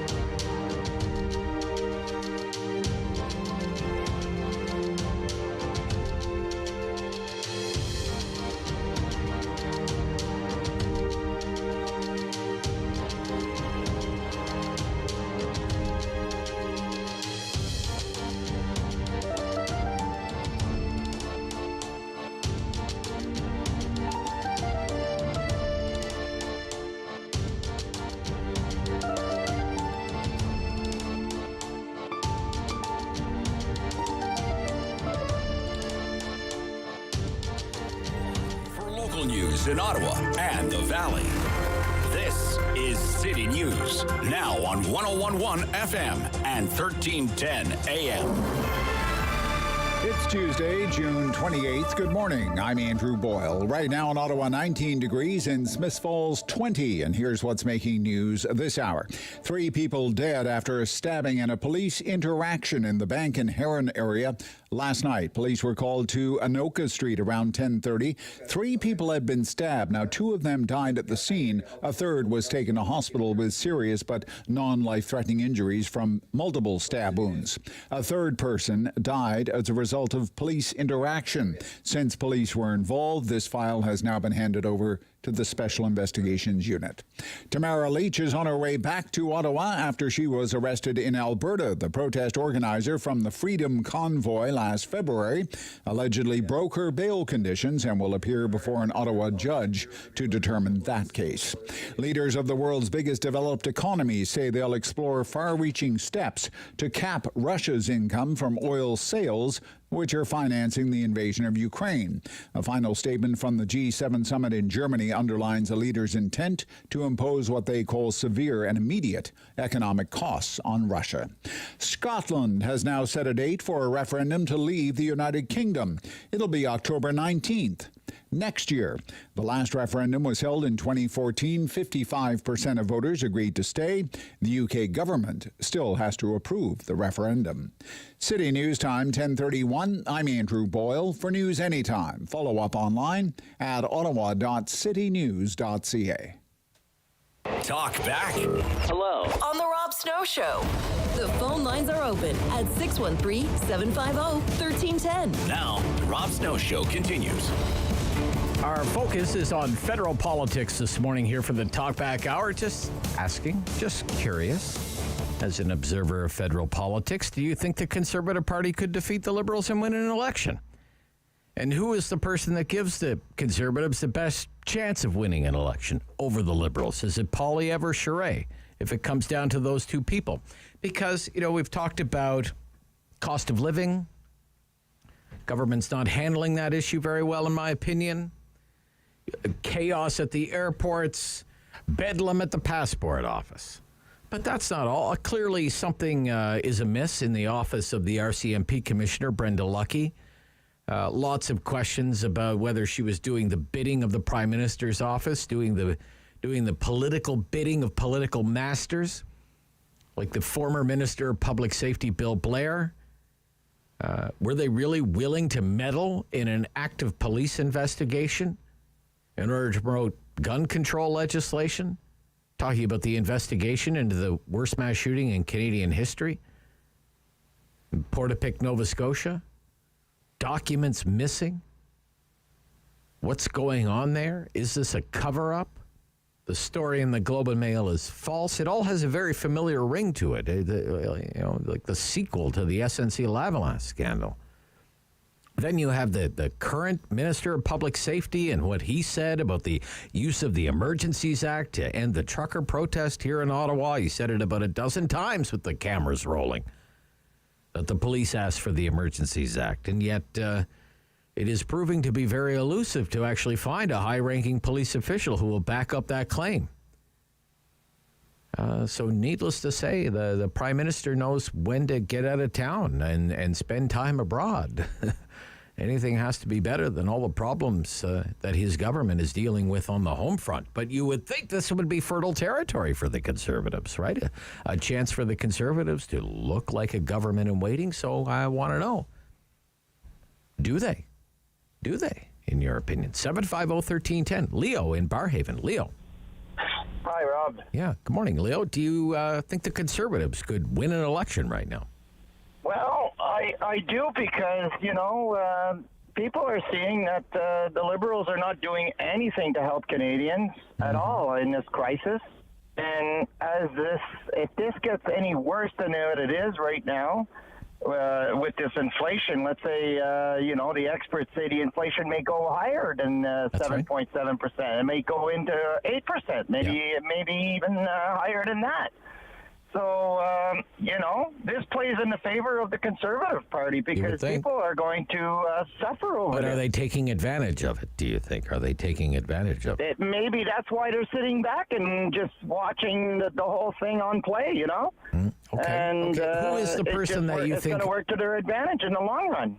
Leo, who do you think would give the Conservatives the best shot at defeating the Liberals? Poilievre? Well, at first I said Poilievre, and probably it will be, but a person that I really trust, and I really think that would have done a really good job with the Conservative Party would have been Rampell from Nose Hill there. Oh, yeah. Michelle Rempel-Garner, yeah. Yeah, I really trust her. I really think she has a head on her shoulders. I really think she would bring out policies. Yeah, I mean, she's like a politician that you can trust. Okay. And I know it's not going to happen that way, but, that's my opinion anyways. Yep, fair enough, Leo. Thank you. Up next, Paul in Almont. Good morning, Paul. Good morning, Rob. Yeah, hi, Paul. Yes, I believe the Conservatives could win if they ran right now. Okay. And it would be Poilievre would be their best bet. Poilievre would be the best bet. Okay. Yeah. What makes you think that? Well, I think right now there's just so much going on, which I know this sounds odd, but it's actually pretty good timing for the Liberals because in a few years when there is an election, probably a lot of people are going to forget a lot about this. But so this would be a really good time for it to happen. And Poilievre is just, when you look at his main competitor being Charest, he's just a new direction, is obviously what the country needs. And hopefully by then they're tired of the Trudeau legacy. Gotcha. Thank you. Thank you, Paul. Up next is in Barhaven, Denise. Good morning, Denise. Good morning. Hi. Do you think the Conservatives could win an election right now? I actually think it's almost inevitable that the Conservatives will win if you look at it historically. Okay. I started on a constituency association at age 17, and that's a long time ago, 50 years. And the Liberals,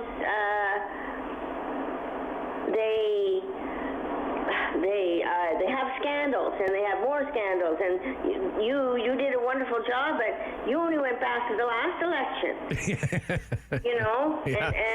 And we all know about the Wee scandal and all those things. Yeah. But fortunately for the Liberals, they've also been the natural governing party for all these years, and people that, like your last caller said, his co-workers, they have opinions, but they don't bother to vote.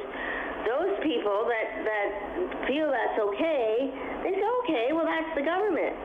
They have to wake up, as I think it was him also, that fellow who said they're waking up, because, and they do. Eventually they wake up and they go, oh, my God, but in that light, you got to remember that Jean Charest was part of the Mulroney government that came from that after the Trudeau, and they used a centrist approach, such as is the case today, and destroyed the Conservative Party. And I think that he would be more divisive. And look, the media Charest would be more divisive enough about Poilievre, so they have problems, and I wish them all the best, and I'm scared.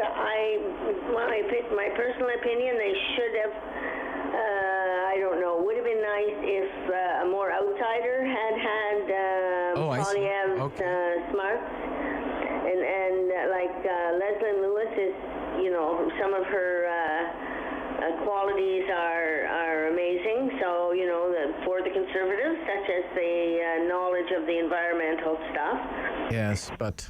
So anyway, I do think they will win, and I think they will win with Poilievre. So. Okay. All right. Thank you. Thank you, Denise. All right, thank you. Very good. Yeah. Marie is up next. Marie in the West End. Good morning, Rob. Yeah, hi, Marie. Show.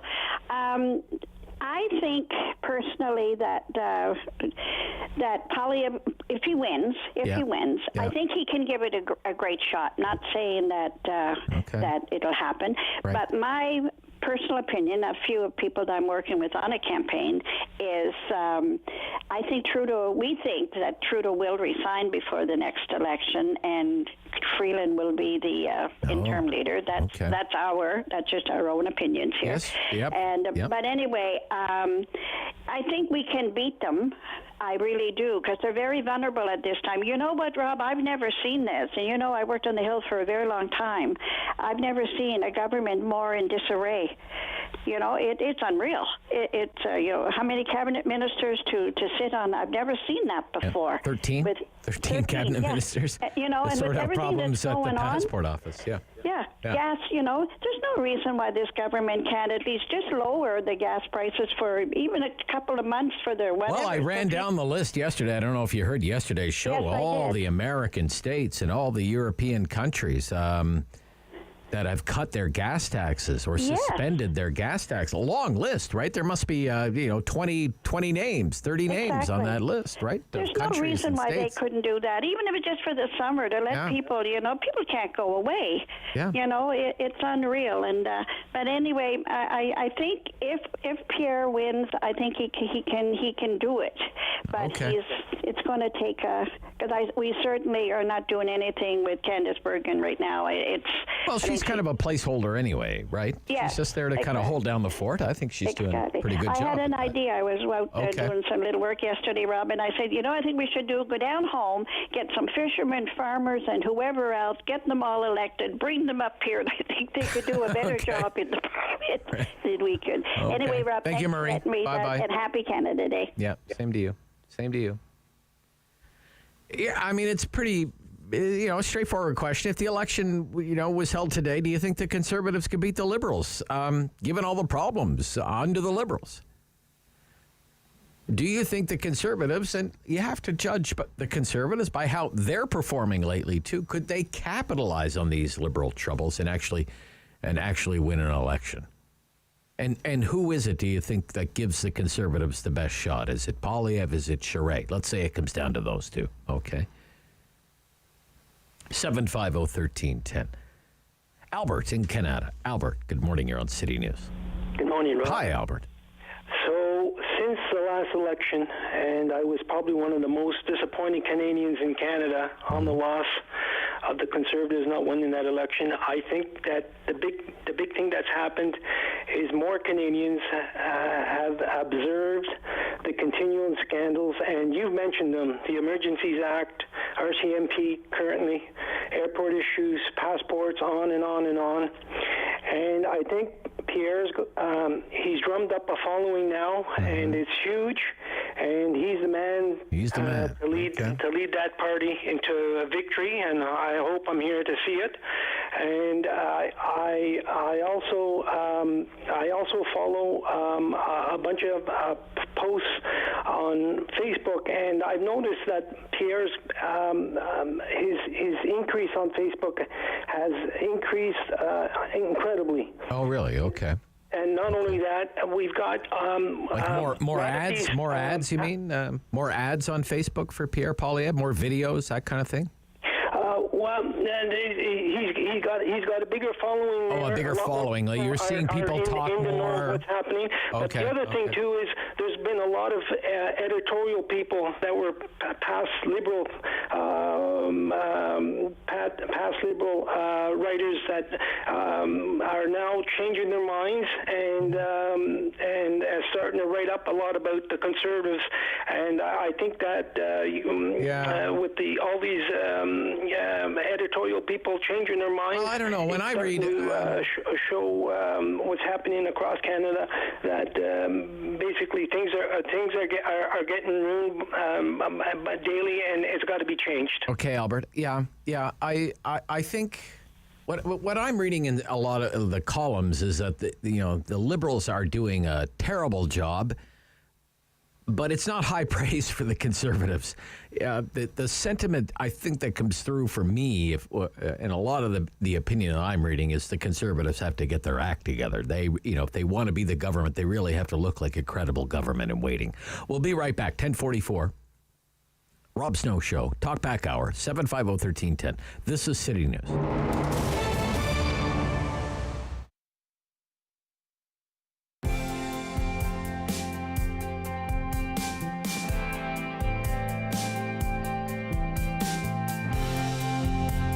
Welcome to the Ottawa Civic Centre as we get set for what could be an historical moment in 67's history. Musselman gets hammered by Bickle. Wrist shot deflected, scores!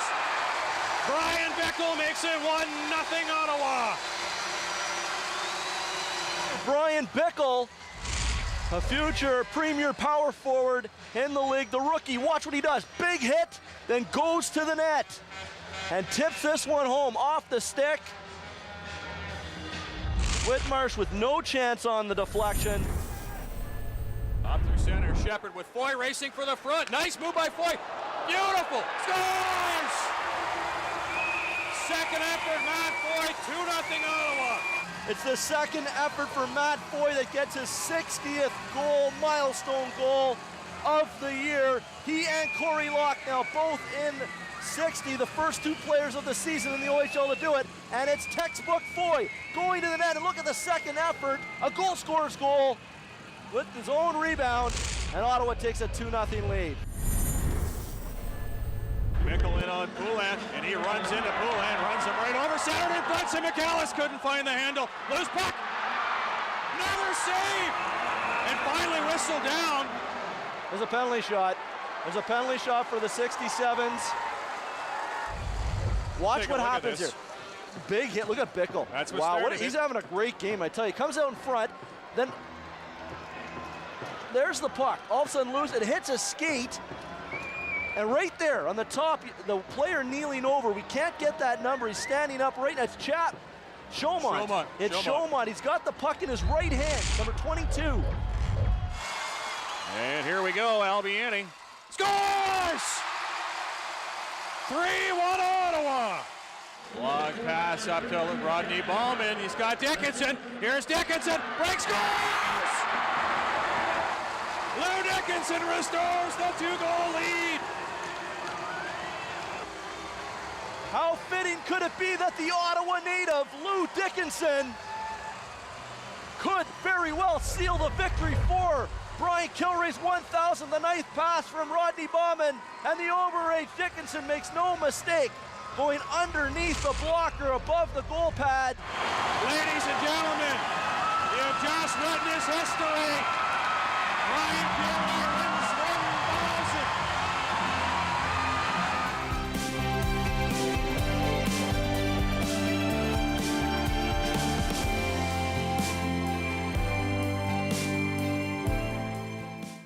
Snow Show.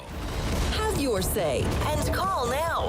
613-750-1310. Talking federal politics for the Talkback Hour, do you think the Conservative Party could defeat the Liberal Party right now, win an election?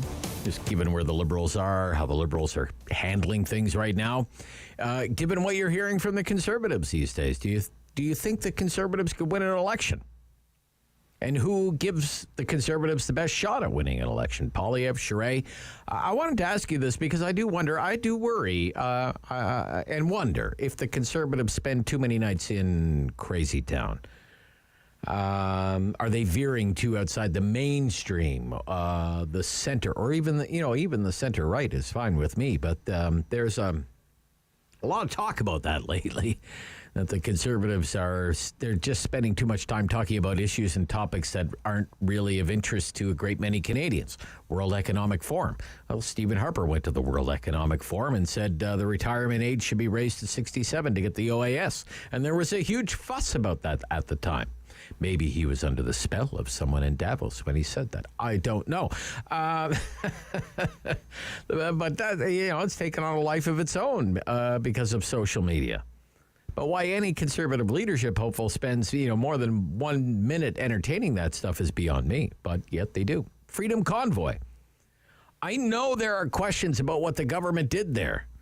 I think you can be aghast at the way some of the protesters behaved when they were here in Ottawa. Totally. But I also think you can and you should question how the government handled the situation and continues to handle it. Given that we are investigating the use of the Emergencies Act and the explanations about the use of the Emergencies Act, and is the government, your government, being truthful? Totally fair question. That doesn't mean you have to have a contest over who loves the truckers more. I just don't think it's a winning issue. And I certainly don't think it was wise for, I don't know how many people it was, a dozen or so MPs to sit down and break bread with the organizers of the Canada Day protest that's coming here in a few days. Because the Liberals love to make elections about values, right? Canadian values, which they view are liberal values and only liberal values, to wedge the Conservatives.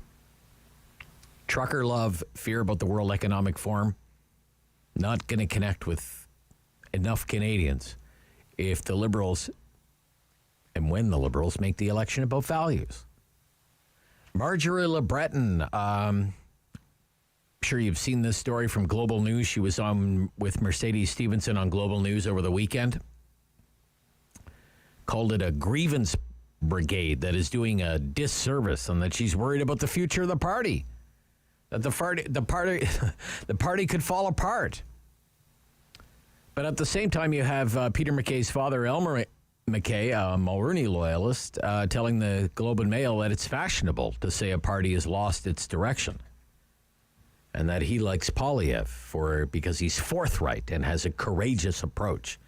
So lots of opinions all over the place. I want yours. David in the Byward Market. Thank you for waiting, David. You're on the air.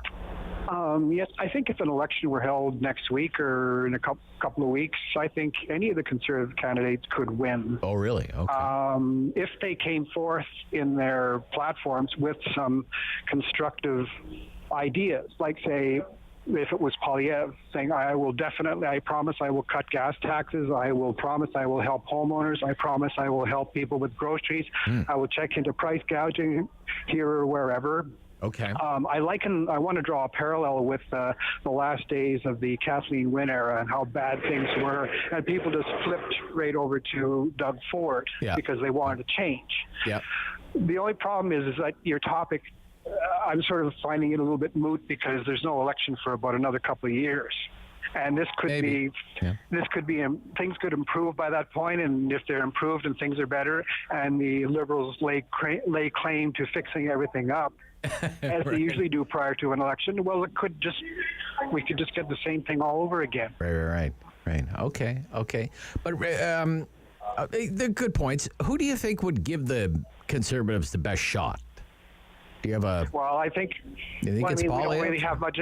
I mean, that's what it's going to be. Obviously, that's what it's going to be. Okay. Going to be him. You think it's a done deal? You think it's a done deal? Yeah, but I think if he can sort of flex himself, make himself a little bit more pliable, become a little bit more organic and with a soul, and be more warm to people. Okay. I mean, if people are sort of saying that's what you need to do, then that's what you need to do, and come out with some positive, constructive ideas.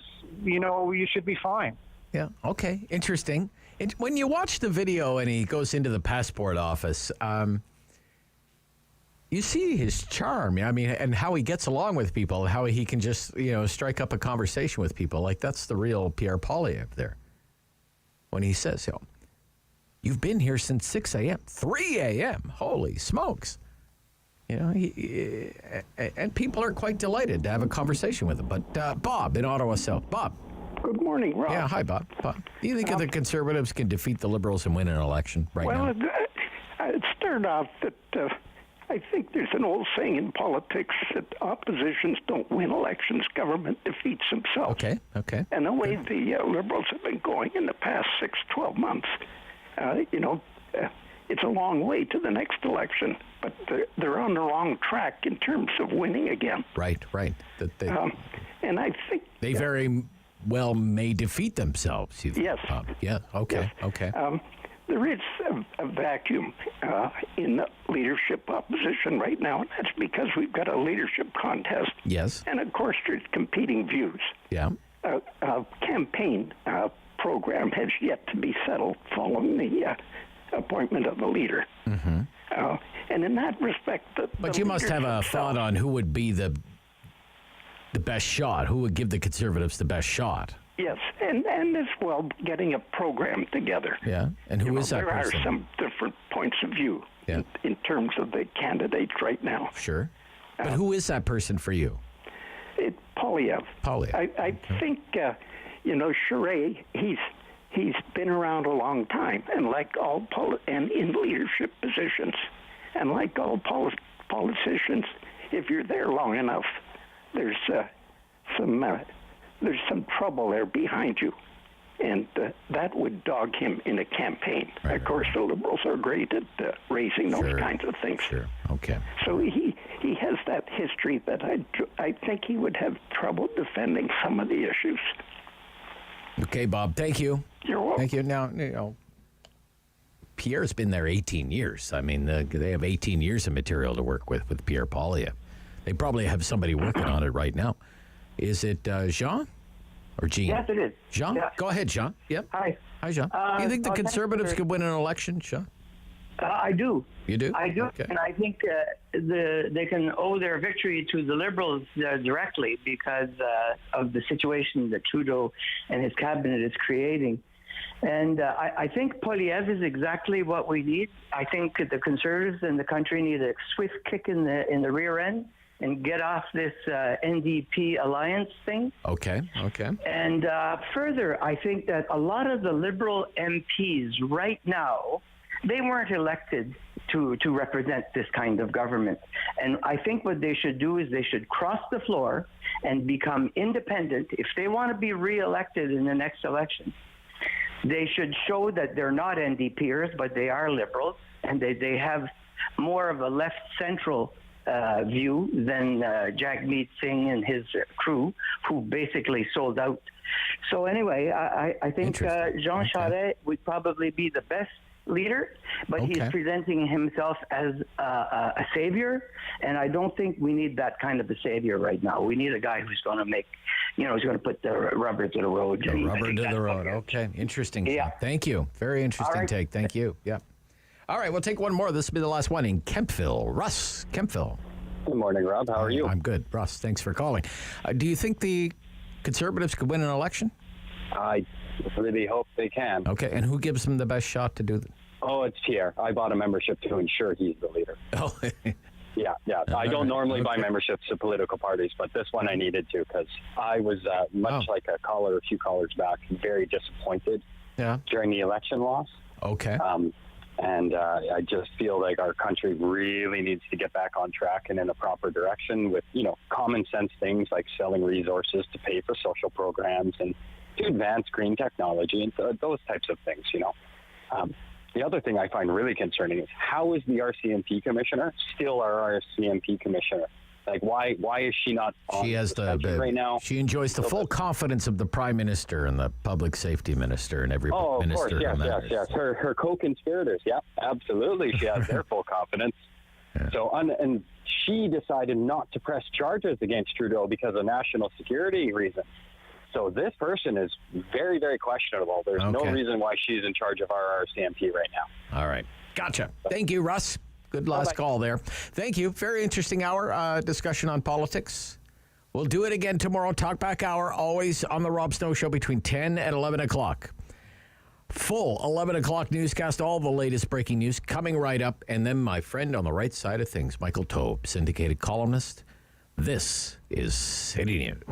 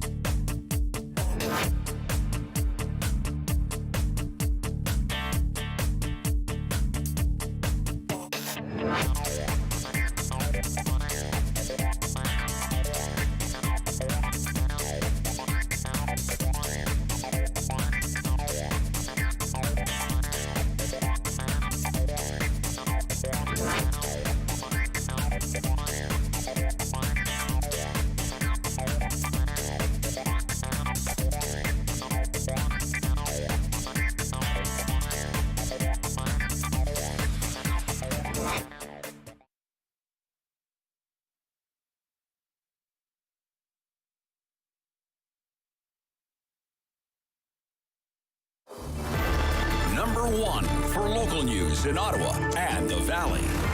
This is City News, now on 101.1 FM and 1310 AM. It's Tuesday, June 28th. Good morning. I'm Andrew Boyle. Right now in Ottawa, 19 degrees. It's 20 in Smiths Falls, and here's what's making news in Ottawa and the Valley. Special Investigations Unit in the province invoking its mandate after an overnight incident that left 3 people dead and 1 other person seriously injured.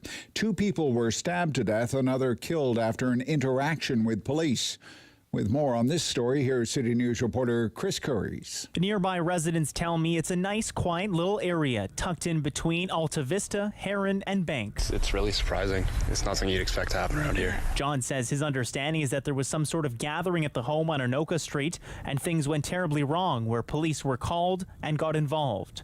I spoke to Veronica, who lives about 8 houses down, and says people in the neighborhood often get together for barbecues. The kids play together, and she lets her young daughter go down to her friend's house. I hope that hasn't changed. It feels like it might have been an isolated incident. On Anoka Street in the South End, Chris Curries, City News. City News time, 11:02. Now your forecast. Here's meteorologist Jill Taylor. It's a warmer day for us today and plenty of sunshine, a light wind out of the west, the high about 26 degrees. Tonight, mainly clear down to 12, and then tomorrow we get into some showers and scattered thunderstorms, the high about 24. For today, the high 26. And right now, 19 degrees in Ottawa, 20 degrees in Smiths Falls. One of the faces of the downtown occupation this past winter is now back in police custody. Tamara Leach allegedly broke her bail conditions in Alberta and is being brought back to Ottawa. Defense lawyer Michael Spratt tells the Rob Snow Show she could have a more difficult time getting bail now. It's hard to give someone a second chance if they've thumbed their nose at the rules, and that depends on the nature of the allegations and and the strength of the Crown's case in terms of the breach. Spratt does say there are circumstances which may prove bail was not breached. For example, if you miss a curfew but were delayed by a collision on your route home.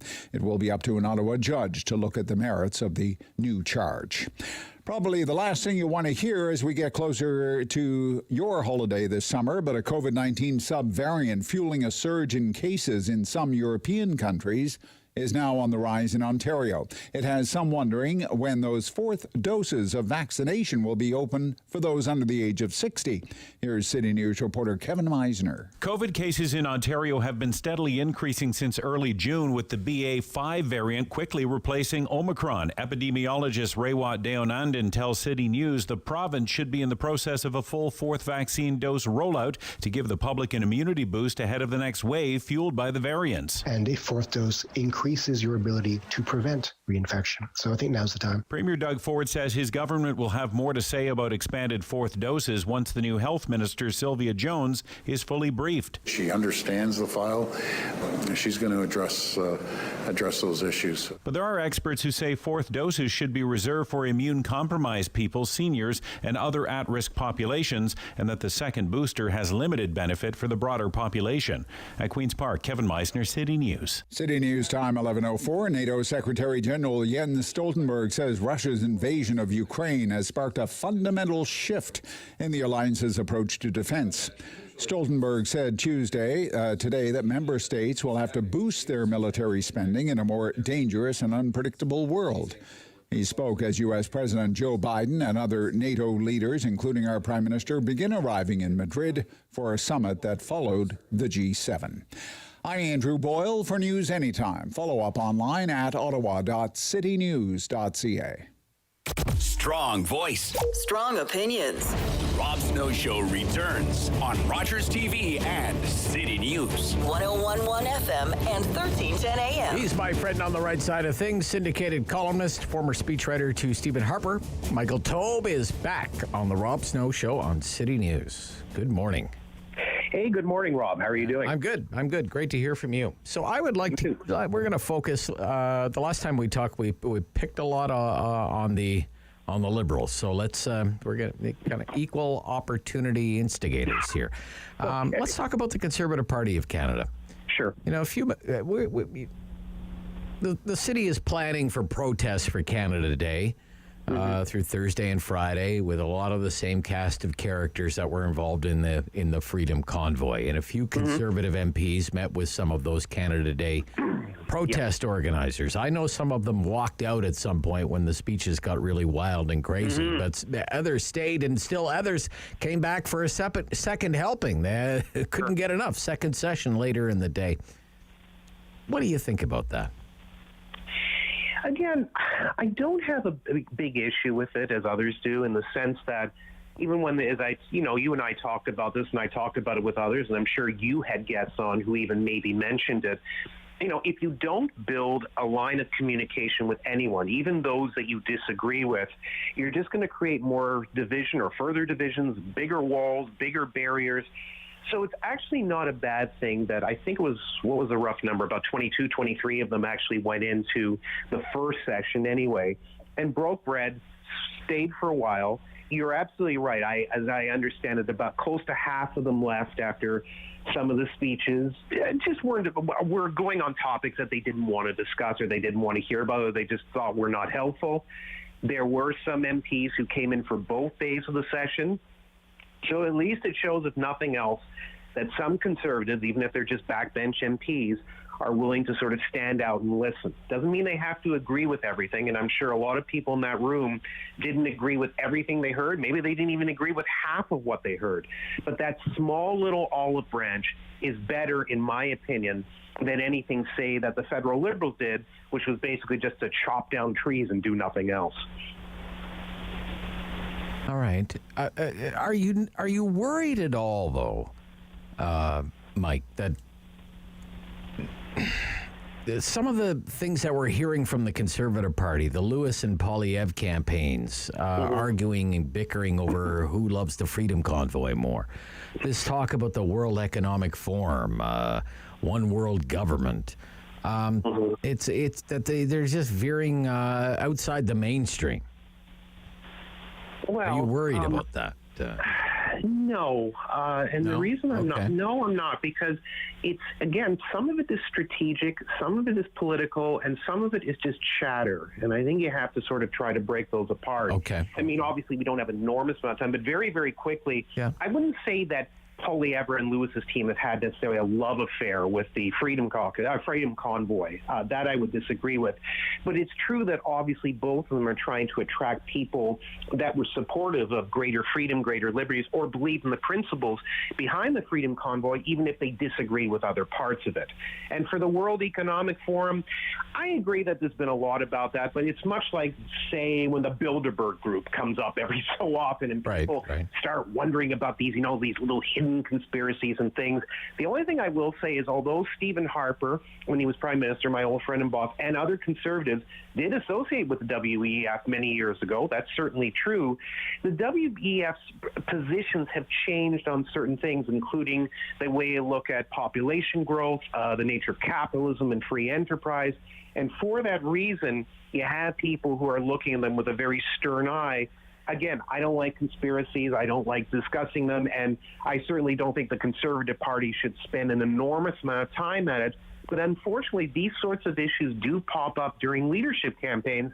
And the Liberals, the NDP, the Greens, and others, they might deny all of it. They get their people out who talk about issues that would never sell in the mainstream, would never succeed in a general election, and they have to deal with it too. Okay. All right. I want to ask you about comments. I'm sure you've either seen or read about them. Mercedes Stevenson's political talk show on the weekend on Global News interviewed Marjorie Le Breton. Okay. That's a big time name in not just conservative the conservative movement. I mean, going back to the days of Diefenbaker, conservative leader in the Senate, trusted advisor to Prime Minister Harper. She was. Stalwart comes to mind.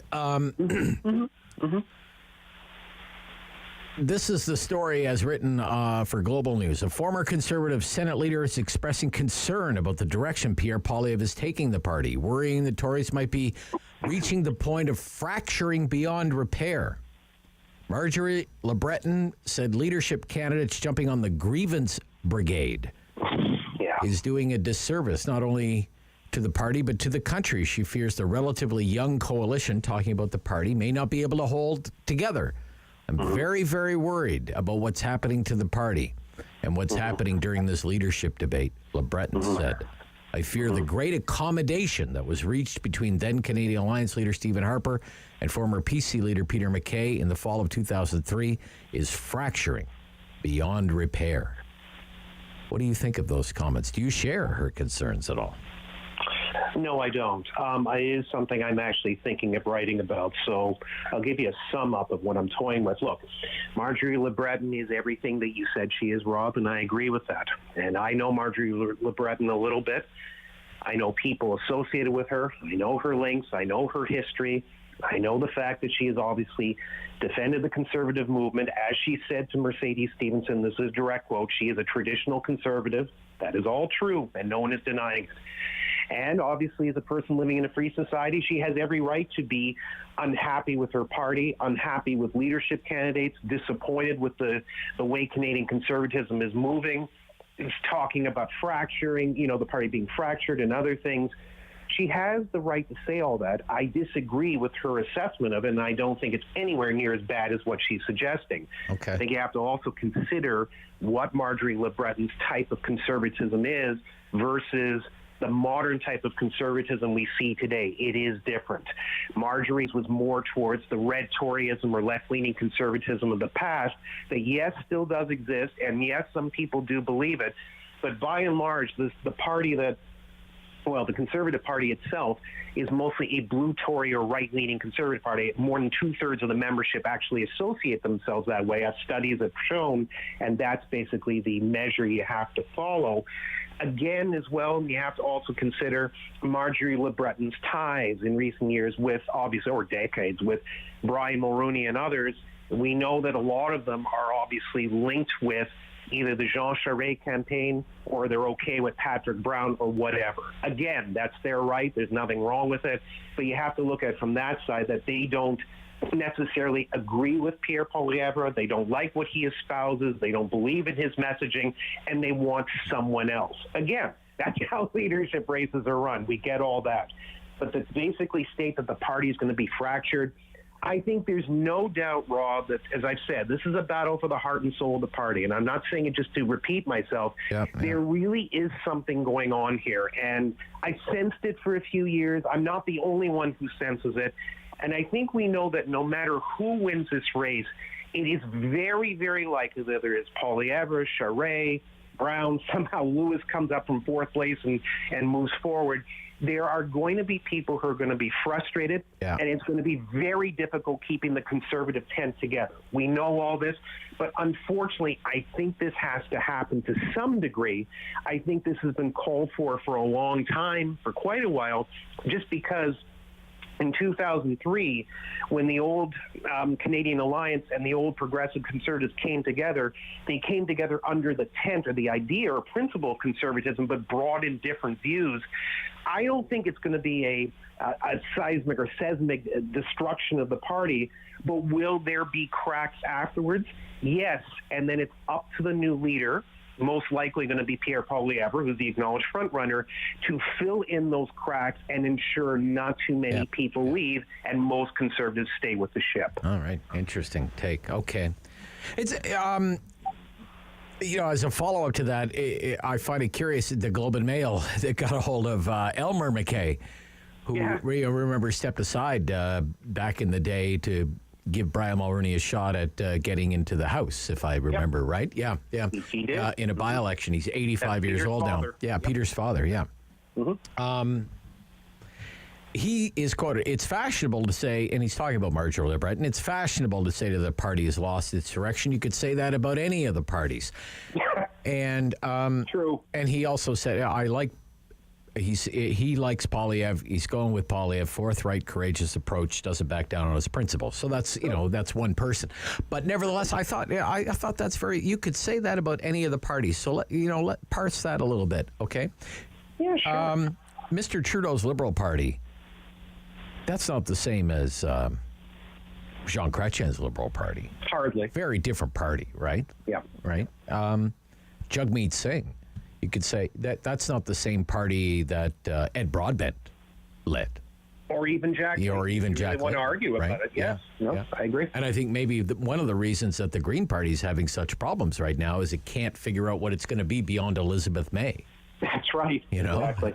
Yeah. Can it get beyond Elizabeth May? It's having a hard time doing that. So, yeah, he's on to something there when you kind of put those words to the test. All right, let's turn our attention to the situation in the United States. It's been a few days since the Roe v. Wade ruling. It was made official by the United States Supreme Court.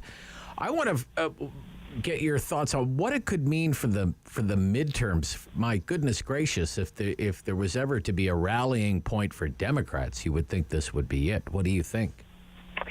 Well, yeah, it could serve as a rallying point. I agree with you. Do I think it's going to play a big factor?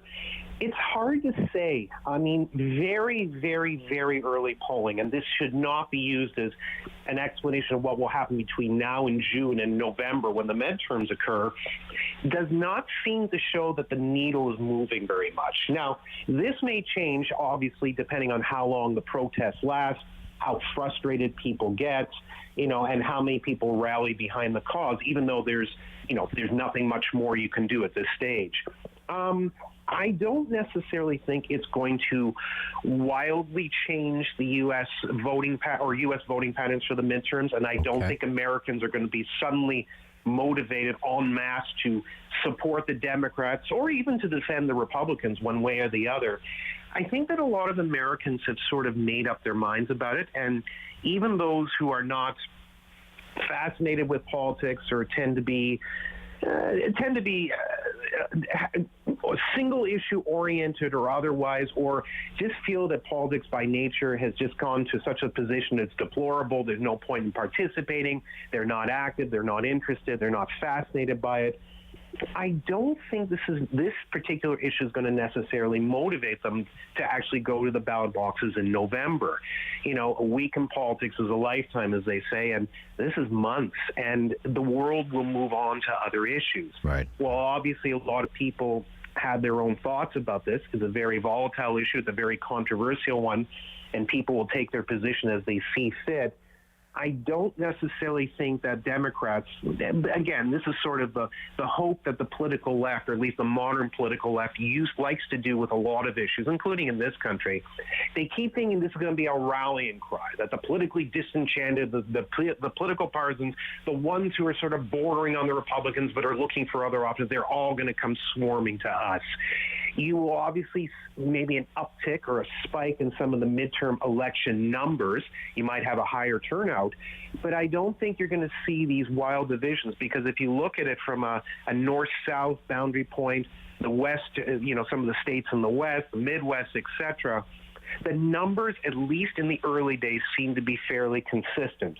And if that's the way it goes, the Republican advantage to win both houses still exists, and the issue of Roe v. Wade and abortion in general will be a part, obviously, of the discussion, but not the foremost or not at the forefront of those discussions. That's the way I see it right now, but we'll see what happens. Gotcha. Let's talk about something other than politics. I know you're a big tennis fan. I am indeed. What are some of the plot lines that will make Wimbledon worth watching this year, Mike? Well, the biggest one's actually been going on, which is the fact that all the Russian and Belarusian players are not allowed to play. The ATP, WTA, and ITF tours have taken away ranking points completely from Wimbledon. So everyone who's playing there, yes, you're playing for money, and you're playing for pride, and you're playing for a title, but your ranking points will either be affected or not be affected, depending on how you do. Because everyone who gets no ranking points means you're not defending your ranking points at Wimbledon from last year, which can be a bit of a difficult issue. That's one thing. The other part that's kind of interesting, this could end up being Novak Djokovic's only Grand Slam of the year. It's quite possible this could happen in the sense that, or only other one, I should say, because the U.S. Open has already directly said that anyone who is not vaccinated will not be allowed to play there. And Djokovic was asked a question just a day or so ago at a press conference and basically indicated that his position is exactly the same. So if you're looking for Djokovic to win another Grand Slam title, this may be your last opportunity to see it. Other quick stories, Rafael Nadal going for his 23rd career Grand Slam event. He hasn't done well at Wimbledon in recent years, although he did hit semifinals the last couple times he was there. He's a two-time champion. He hasn't played much in the past few years there. It'll be interesting to see how he does, especially with his foot injury. And on the women's side, Serena Williams is back as a wild card. It'll be kind of fascinating to see how far she goes. Iga Swiatek, who is the number one player in the world and won the French Open the last time, is now on, as of today, as we talk, a 36-match winning streak, which broke Venus Williams' record from, I forget, 2000, 2001. It's been standing for a long time in terms of number of WTA matches won. There's a lot of interesting subplots there and a lot of, obviously, possibilities for upsets, dark horses, and others. So there's a lot going on. Okay. What about the Canadians? How do you like their chances, the Canadian competitors?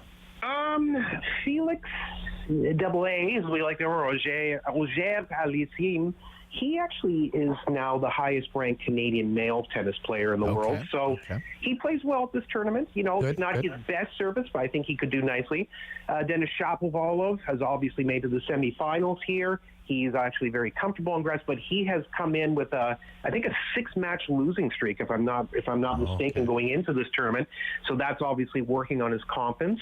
Miss Andreescu is actually sitting in the women's draw. Bianca has, had her ups and downs with injuries.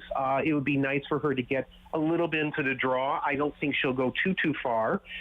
Fernandez is not playing. Marino actually lost in the first round, although I didn't think Rebecca would get far. So there you are. All right. Okay.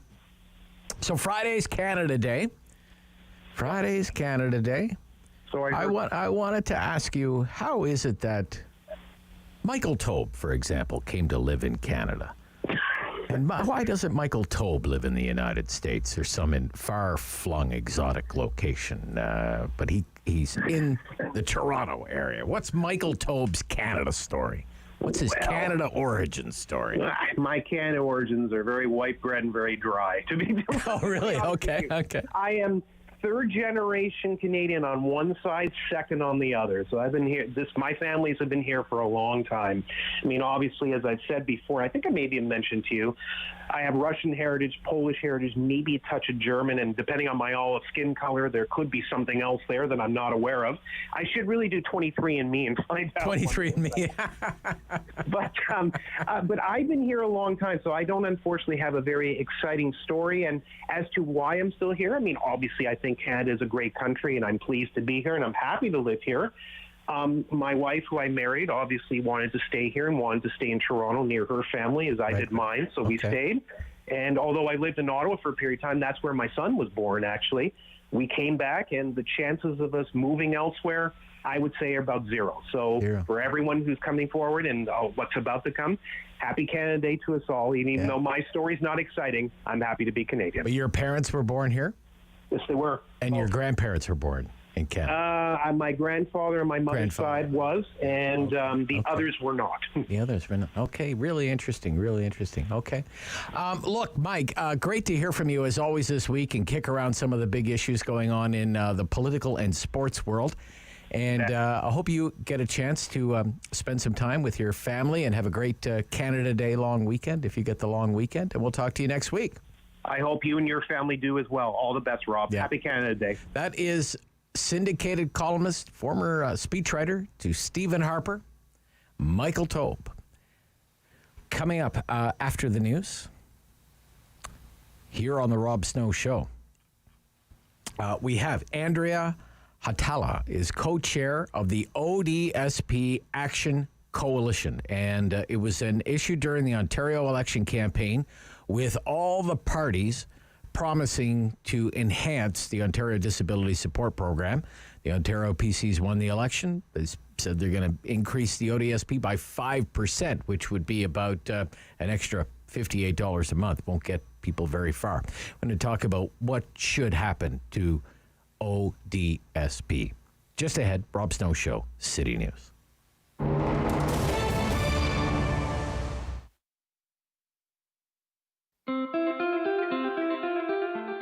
Rioting requires attention and focus. 9:30 Rioting requires attention and focus. No distractions, no moment of unawareness, because one brief moment can cost a lifetime of other moments. Everyone deserves to arrive home.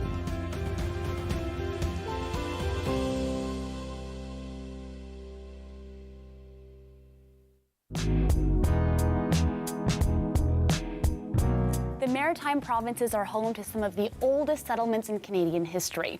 But did you know that one of the first was actually started by black settlers? Take a minute to learn about the rise and untimely fall of Africville.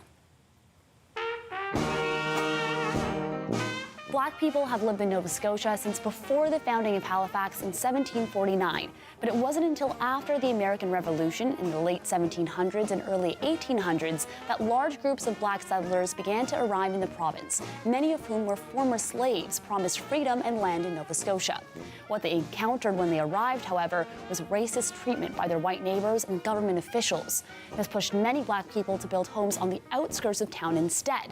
But despite the area receiving little support from government officials and lacking necessities like functioning sewage systems, access to clean water, and proper garbage disposals, the tight-knit community persevered, and so Africville was born. For more than 150 years, the small community grew, expanding from just a few homes to a population of over 400 people. Everything changed, however, in 1964 when plans for a new bridge and the idea of urban renewal prompted the municipality to set its sights on Africville's land. Instead of investing in the community, officials approved a relocation program that promised free job training and employment assistance to help residents through relocation.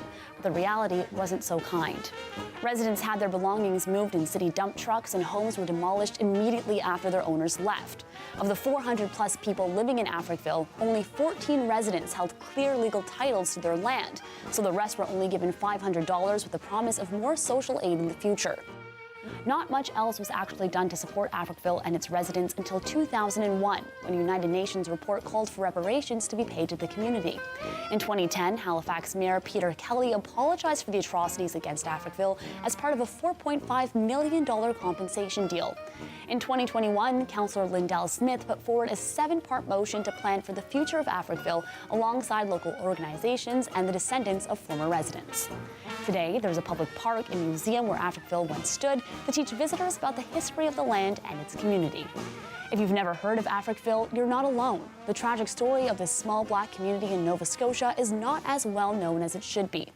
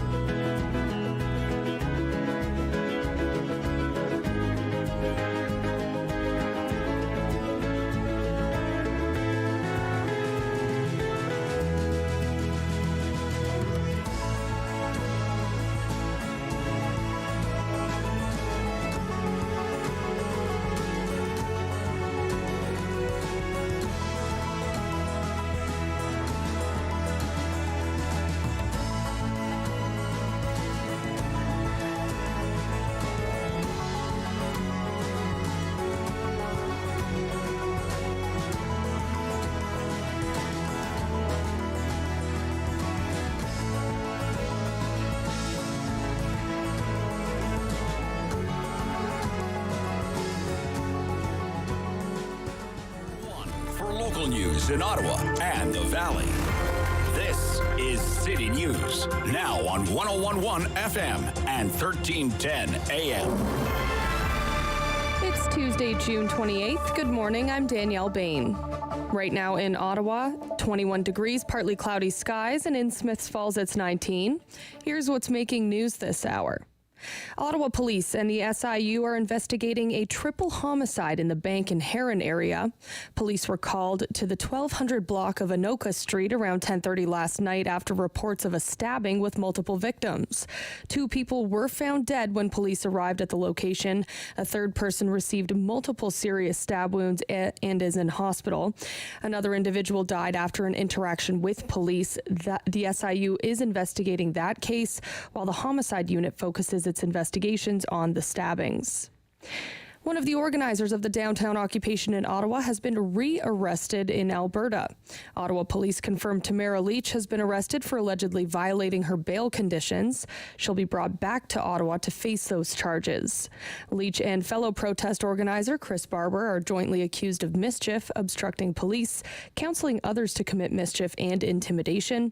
She was released with a long list of conditions, including a ban from all social media and an order not to support anything related to the so-called Freedom Convoy. COVID-19 cases have been steadily increasing since early June in this province, with the BA.5 variant quickly replacing Omicron. Epidemiologist Raywat Deonandan tells City News the province should be in the process of a full 4th dose of COVID-19 vaccine rollout to give the public an immunity boost. Premier Doug Ford says his government will have more to say on the rollout of a 4th dose once new Health Minister Sylvia Jones is fully briefed. City News Time, 11:32. I'm Danielle Bain for News Anytime. Follow up online at ottawa.citynews.ca.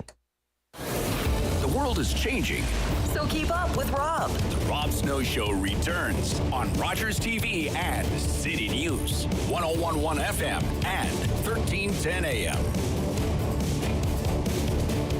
Continue to gather reaction to the ruling last week from the United States Supreme Court on Roe v. Wade. And joining us now is Insia Mankani, Action Canada for Sexual Health and Rights. Good morning.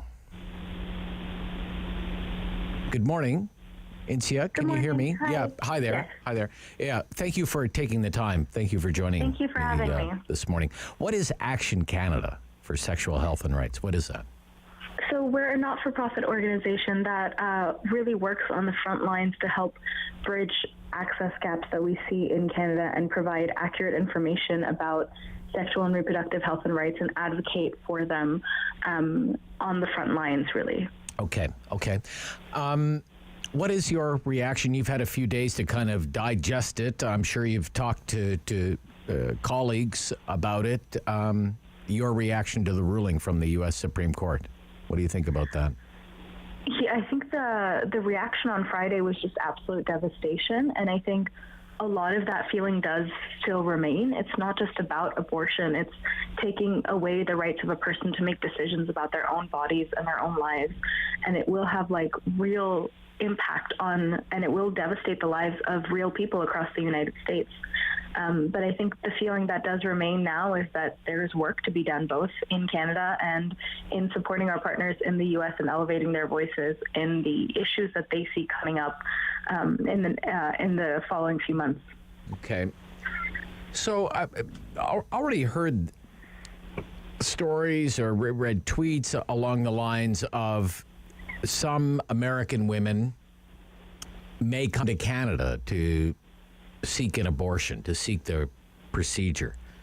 What do you know about that, how something like that would work? Could Canada accept American women seeking an abortion? What would be involved in something like that?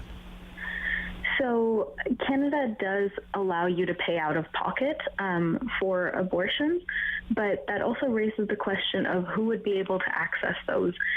Traveling to Canada isn't something that is financially accessible for everyone. It is a significant cost, as well as getting an abortion in Canada is a significant cost. So there are issues with access for that, and this ruling really will affect will disproportionately affect those who are most marginalized. It'll affect women and people of color. It'll affect non-binary and trans folk and 2S LGBTQ plus communities and undocumented people and young people and poor people and disabled people who won't be able to cross the border to access a really essential part of healthcare.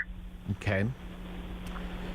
Because there are capacity issues, as I understand it, in Canada already. This is one of the things that your organization works on. Access to this service is not equitable across the country. This is actually, it's one of the reasons why the original bill was struck down. The 1968 bill was struck down. It's because of a lack of equitable treatment across the country for abortion access. It's one thing to live in a big city like Toronto or Montreal or Vancouver, whatever the case might be. Quite something else if you live in northern Saskatchewan. To be able to obtain access to an abortion provider.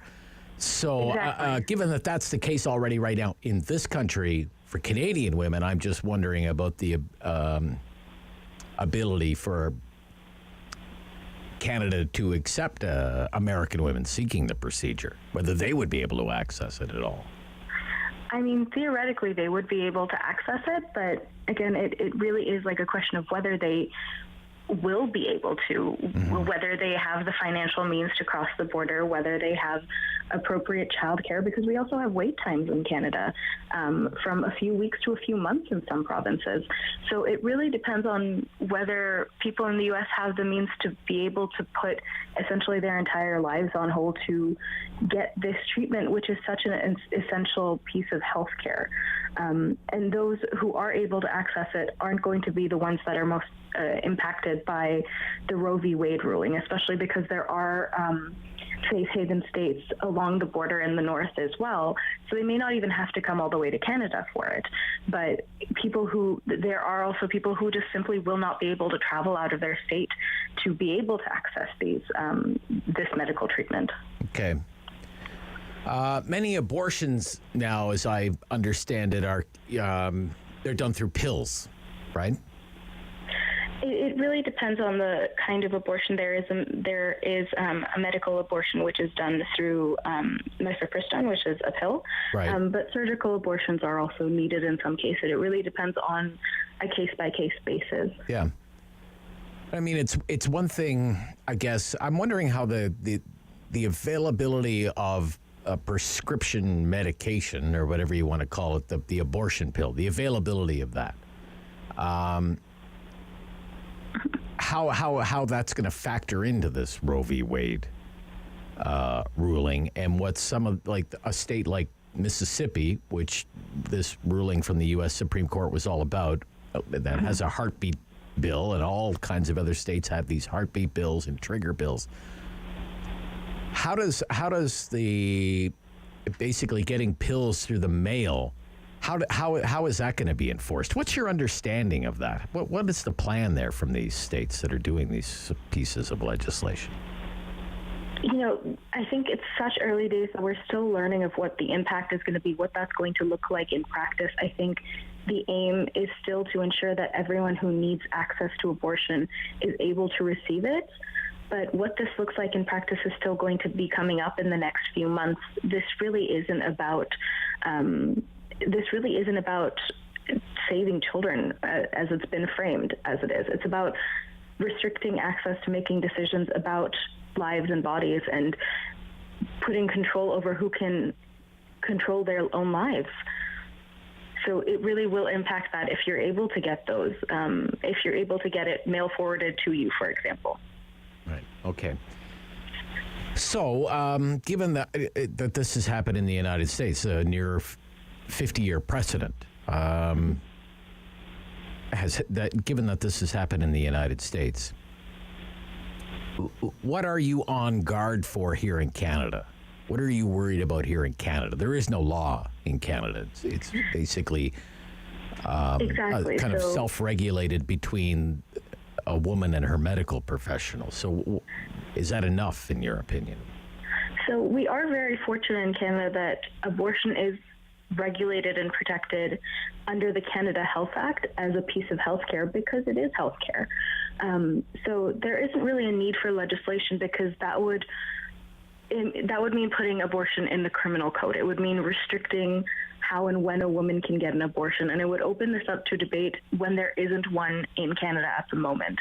So it is well protected under the Canada Health Act. What does need to happen, though, is for the federal government to ensure that there is appropriate implementation of the Canada Health Act across provinces, because access differs from province to province, when it should really be regulated by the federal government, ensuring that everyone who does need an abortion has access to it, whether you're in a rural area, whether you need access to transportation. And there are organizations on the front line like Action Canada who are filling that gap and trying to help people bridge the gap between access and actually getting an abortion. But this really does need to be the responsibility of the federal government to be able to do this. Okay. All right. But you don't think there needs to be a bill in the House and committee study of a bill and votes on a bill, this sort of thing? We don't need to go down that road, in your opinion? No. Okay. The answer here isn't legislation. It's just appropriate implementation of the Canada Health Act. Opening it up to legislation does mean that subsequent governments then have a specific law like Roe v. Wade that can be overturned. And it opens it up to debate where people can then debate about when a woman is allowed to, or when someone with a uterus is allowed to get an abortion, which doesn't exist in this country at this moment. And we're unique in that way that it is housed under a healthcare act. Okay. All right. Interesting. Thank you. Thank you for the Canadian perspective on this. Really appreciate it. Thank you so much. Yeah. Insia Mankani is with Action Canada for Sexual Health and Rights. ODSP, let's talk about that when we come back. The Ontario Disability Support Program.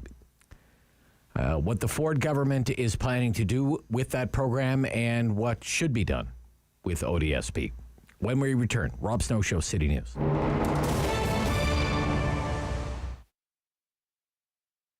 Electric Sport RC is a indoor RC facility with 3 different courses, all under one roof. We have bashing, crawling, and racing. And bashing you can see just right here to my left. It's a dirt track, kind of like a skate park, but for RC trucks. Change it up regularly. It's a lot of fun. Kids just love to rip through the dirt, and so do adults. And then right behind me over here is our crawler track. You essentially drive an RC truck, one of these bigger ones, over an obstacle course made out of rocks, wood, and dirt, and other things. We've got some bridges, some rope bridges, all sorts of challenges. Very challenging and addictive, and it's fun to do with kids and parents alike. And then we also have the race course, which is 10,000 square feet and 600 tons of clay. Wow. It's great for taking all sorts of cars around, but we also have a racing community of about 30 drivers. They tinker with their cars. It's a really good entry point for kids to learn about electronics and engineering while they try to edge their competition for the thrill of the win. What a great, Dan, as I said, I can see it becoming, addictive and, people working on their machines constantly to improve them and that sort of thing. So you have different sort of days, right? So let's talk about Wednesday nights, first of all. What's the setup for Wednesday absolutely. nights? Wednesday night, it's about 30 drivers who get together. It's a pretty intense competition. They're really fine-tuning their cars. We also have Friday nights, which are a bit more relaxed. It's a bit less about who's winning and more just a great place for people to get more into the racing hobby. And then Saturdays and Sundays are just kind of a more open family type atmosphere. All 3 courses are there to play on, and it's just a great atmosphere with welcoming community and people who just want to enjoy playing with toys. Dan, let's talk about the popularity of the sport, because as I said, I can see people immediately falling in love with it, whether you're doing it competitively or just recreationally. Over the years, what sort of popularity have you seen? Have you seen a growth in the popularity of the sport? Absolutely, especially in the recent years with the pandemic. People have been buying RC cars to play with at home, in their yards, on the street, or in parks. And we built this facility because we wanted to have a place that's specifically built for RC cars that families can come to. It's just great for all ages. And and you can get into any type of RC driving while you're here. If you just go on our website, you can Google Electrosport RC to find us. You can sign up there for an introductory session. We'll show you around the facility, get you up and going. The Rob Snow Show returns on Rogers TV and City News 101.1 FM and 1310 AM. During the recent Ontario election campaign, all the parties were promising to enhance the ODSP, the Ontario Disability Support Program, to make improvements to that, to increase the monthly stipend. The Ford PCs won a big majority government. They have promised to enhance the ODSP payment by 5%. Andrea Hatala joins me now, co-chair, ODSP Action Coalition. Good morning. Hi, how are you? I'm good. How are you? I'm good. Very nice to hear from you. Thank you. Tell me about ODSP. What is it like to be on ODSP right now? Well, the rates, it's poverty rates, and they haven't been raised in a few years, so it's not very pleasant. I mean, even though people try to, save and pay as little or no extra things. Yes.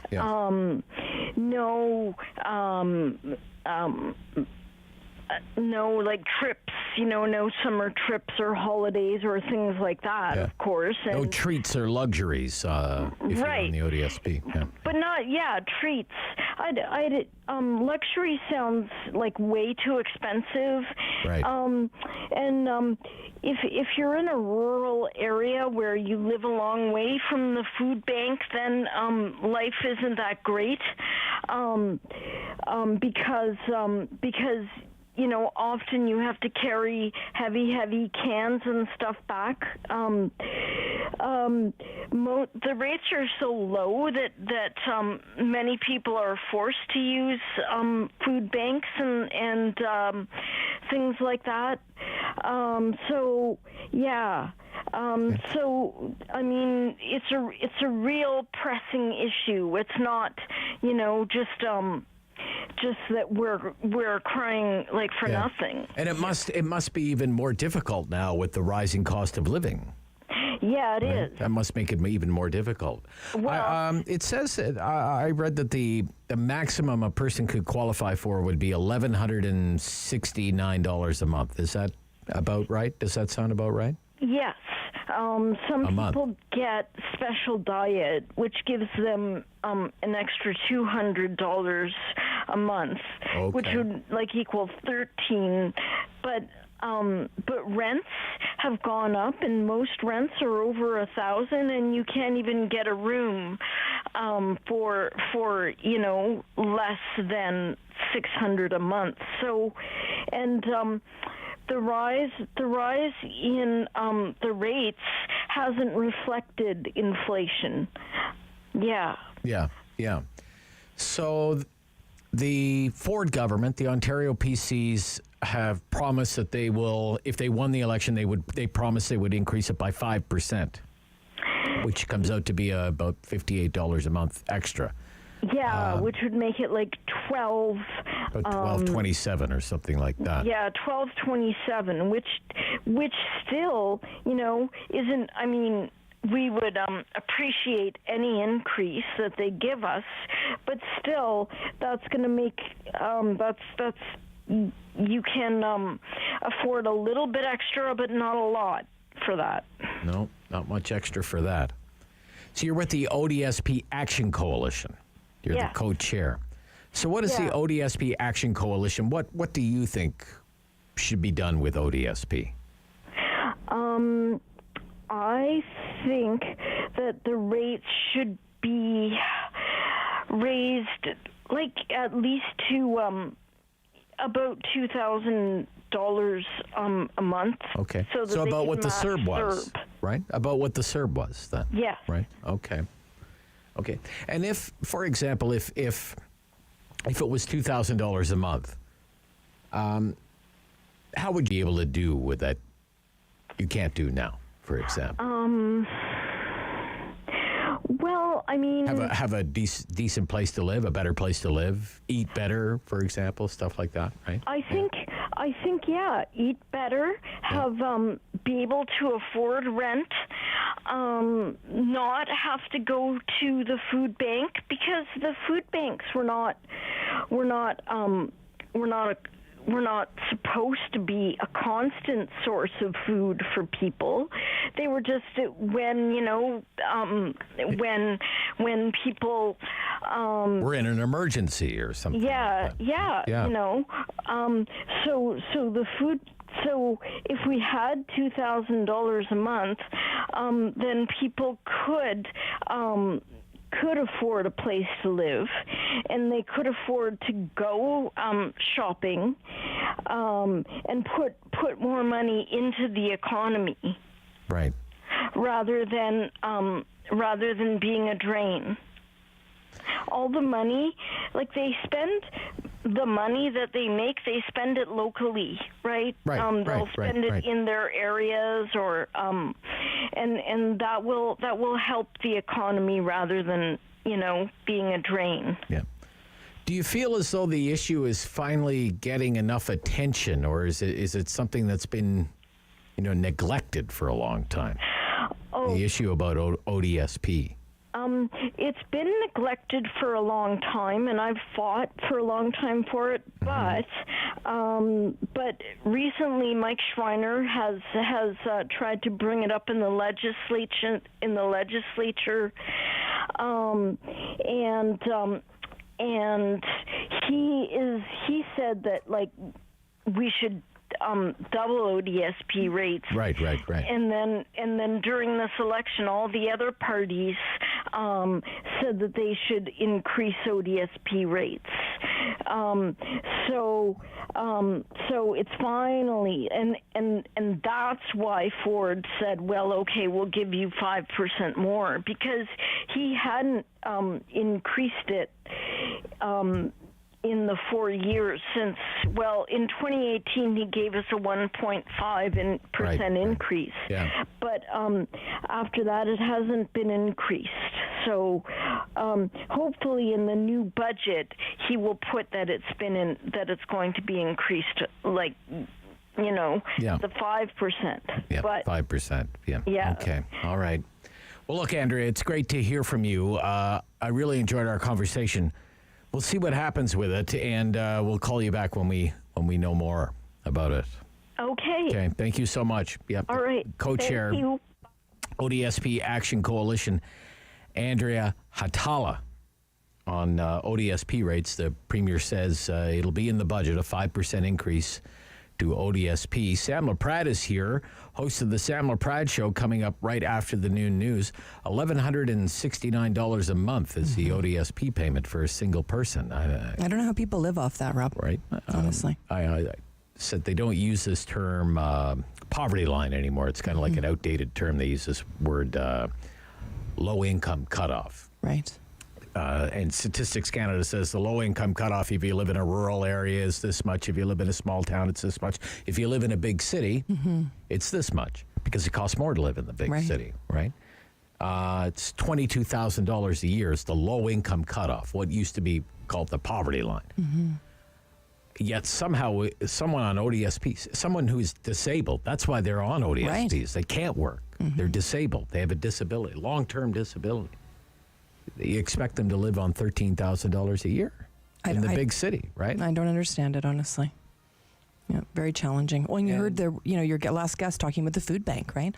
And they don't want to go to the food bank. Well, she made a great point. The food bank's not supposed to be there as your kitchen or your pantry or whatever. It's supposed to be an emergency service. And when it was started 40 years ago, they thought it was going to be a short-term solution. And look where we are today, over 50,000 people a month using it. And lots of working people. Lots of We're having a hard time making ends meet. We had Rachel Wilson on from the Ottawa Food Bank, their CEO, about, I think, last week, and she was talking about the fact that May of 2022, they hit the highest number of people needing the food bank. Right. And then you think about what it's like to run the food bank. Right. Wow. Because they have to buy food. And they have to, they have a huge distribution network and a big warehouse to run. They support over 100 agencies within this city. I think a lot of people don't know that, right? Yeah, they got a whole fleet of trucks that take diesel fuel. Like, what is it costing to run the food bank these days? That's why they need those cash donations, because they can leverage the money, right? Right. They say, donating food is good. Don't get us wrong, but they can leverage every dollar that you give them. They can turn it into $5 worth of food. Exactly, because they have the buying power. Yeah, they have that buying power. So coming up on your show, they still need school bus drivers. They sure do. Absolutely. Yeah. They have about 600 buses that they run every year, and they only have about 500 drivers. So, like for instance, myself, I drive my daughter to school every single day because there is no school bus. So it's a challenge on families. Vicky Kiriako from OSTA is going to join us off the top of the show today. And if you are an Ottawa Senators fan and want to celebrate that Daniel Offertson is going into the Hockey Hall of Fame, well, don't miss your show. It's basically a sports show. I see in the final hour of it here. So you have Ian Mendes from The Atlantic and Chris Phillips. The one and only, number Chris 4. Phillips. Yeah, for sure. The defenseman for the Ottawa Senators and longtime teammate of Daniel Offertson. Absolutely. Right? Really anxious to see Fort McMurray guy. Absolutely. Right? Such a good family guy. So we're going to be chatting with Chris today. I know he's very excited for his teammate. And, of course, Ian Mendes. We're going to talk to him about the implications as well of the arena heading downtown. Oh, yeah, the arena. Lots to talk about today for sure. That sounds like a great show, Sam. Yeah. Coming up right after our full noon news update. It's a very big day in local news. We'll get you right up to date with the news team here at City News. I'll be back tomorrow right after the 9 o'clock news. Sam, right after the noon news here on City News. The Rob Snow Show. Weekdays 9 to noon on Rogers TV and City News. 101.1 FM and 1310 AM. Number 1 for local news in Ottawa and the Valley.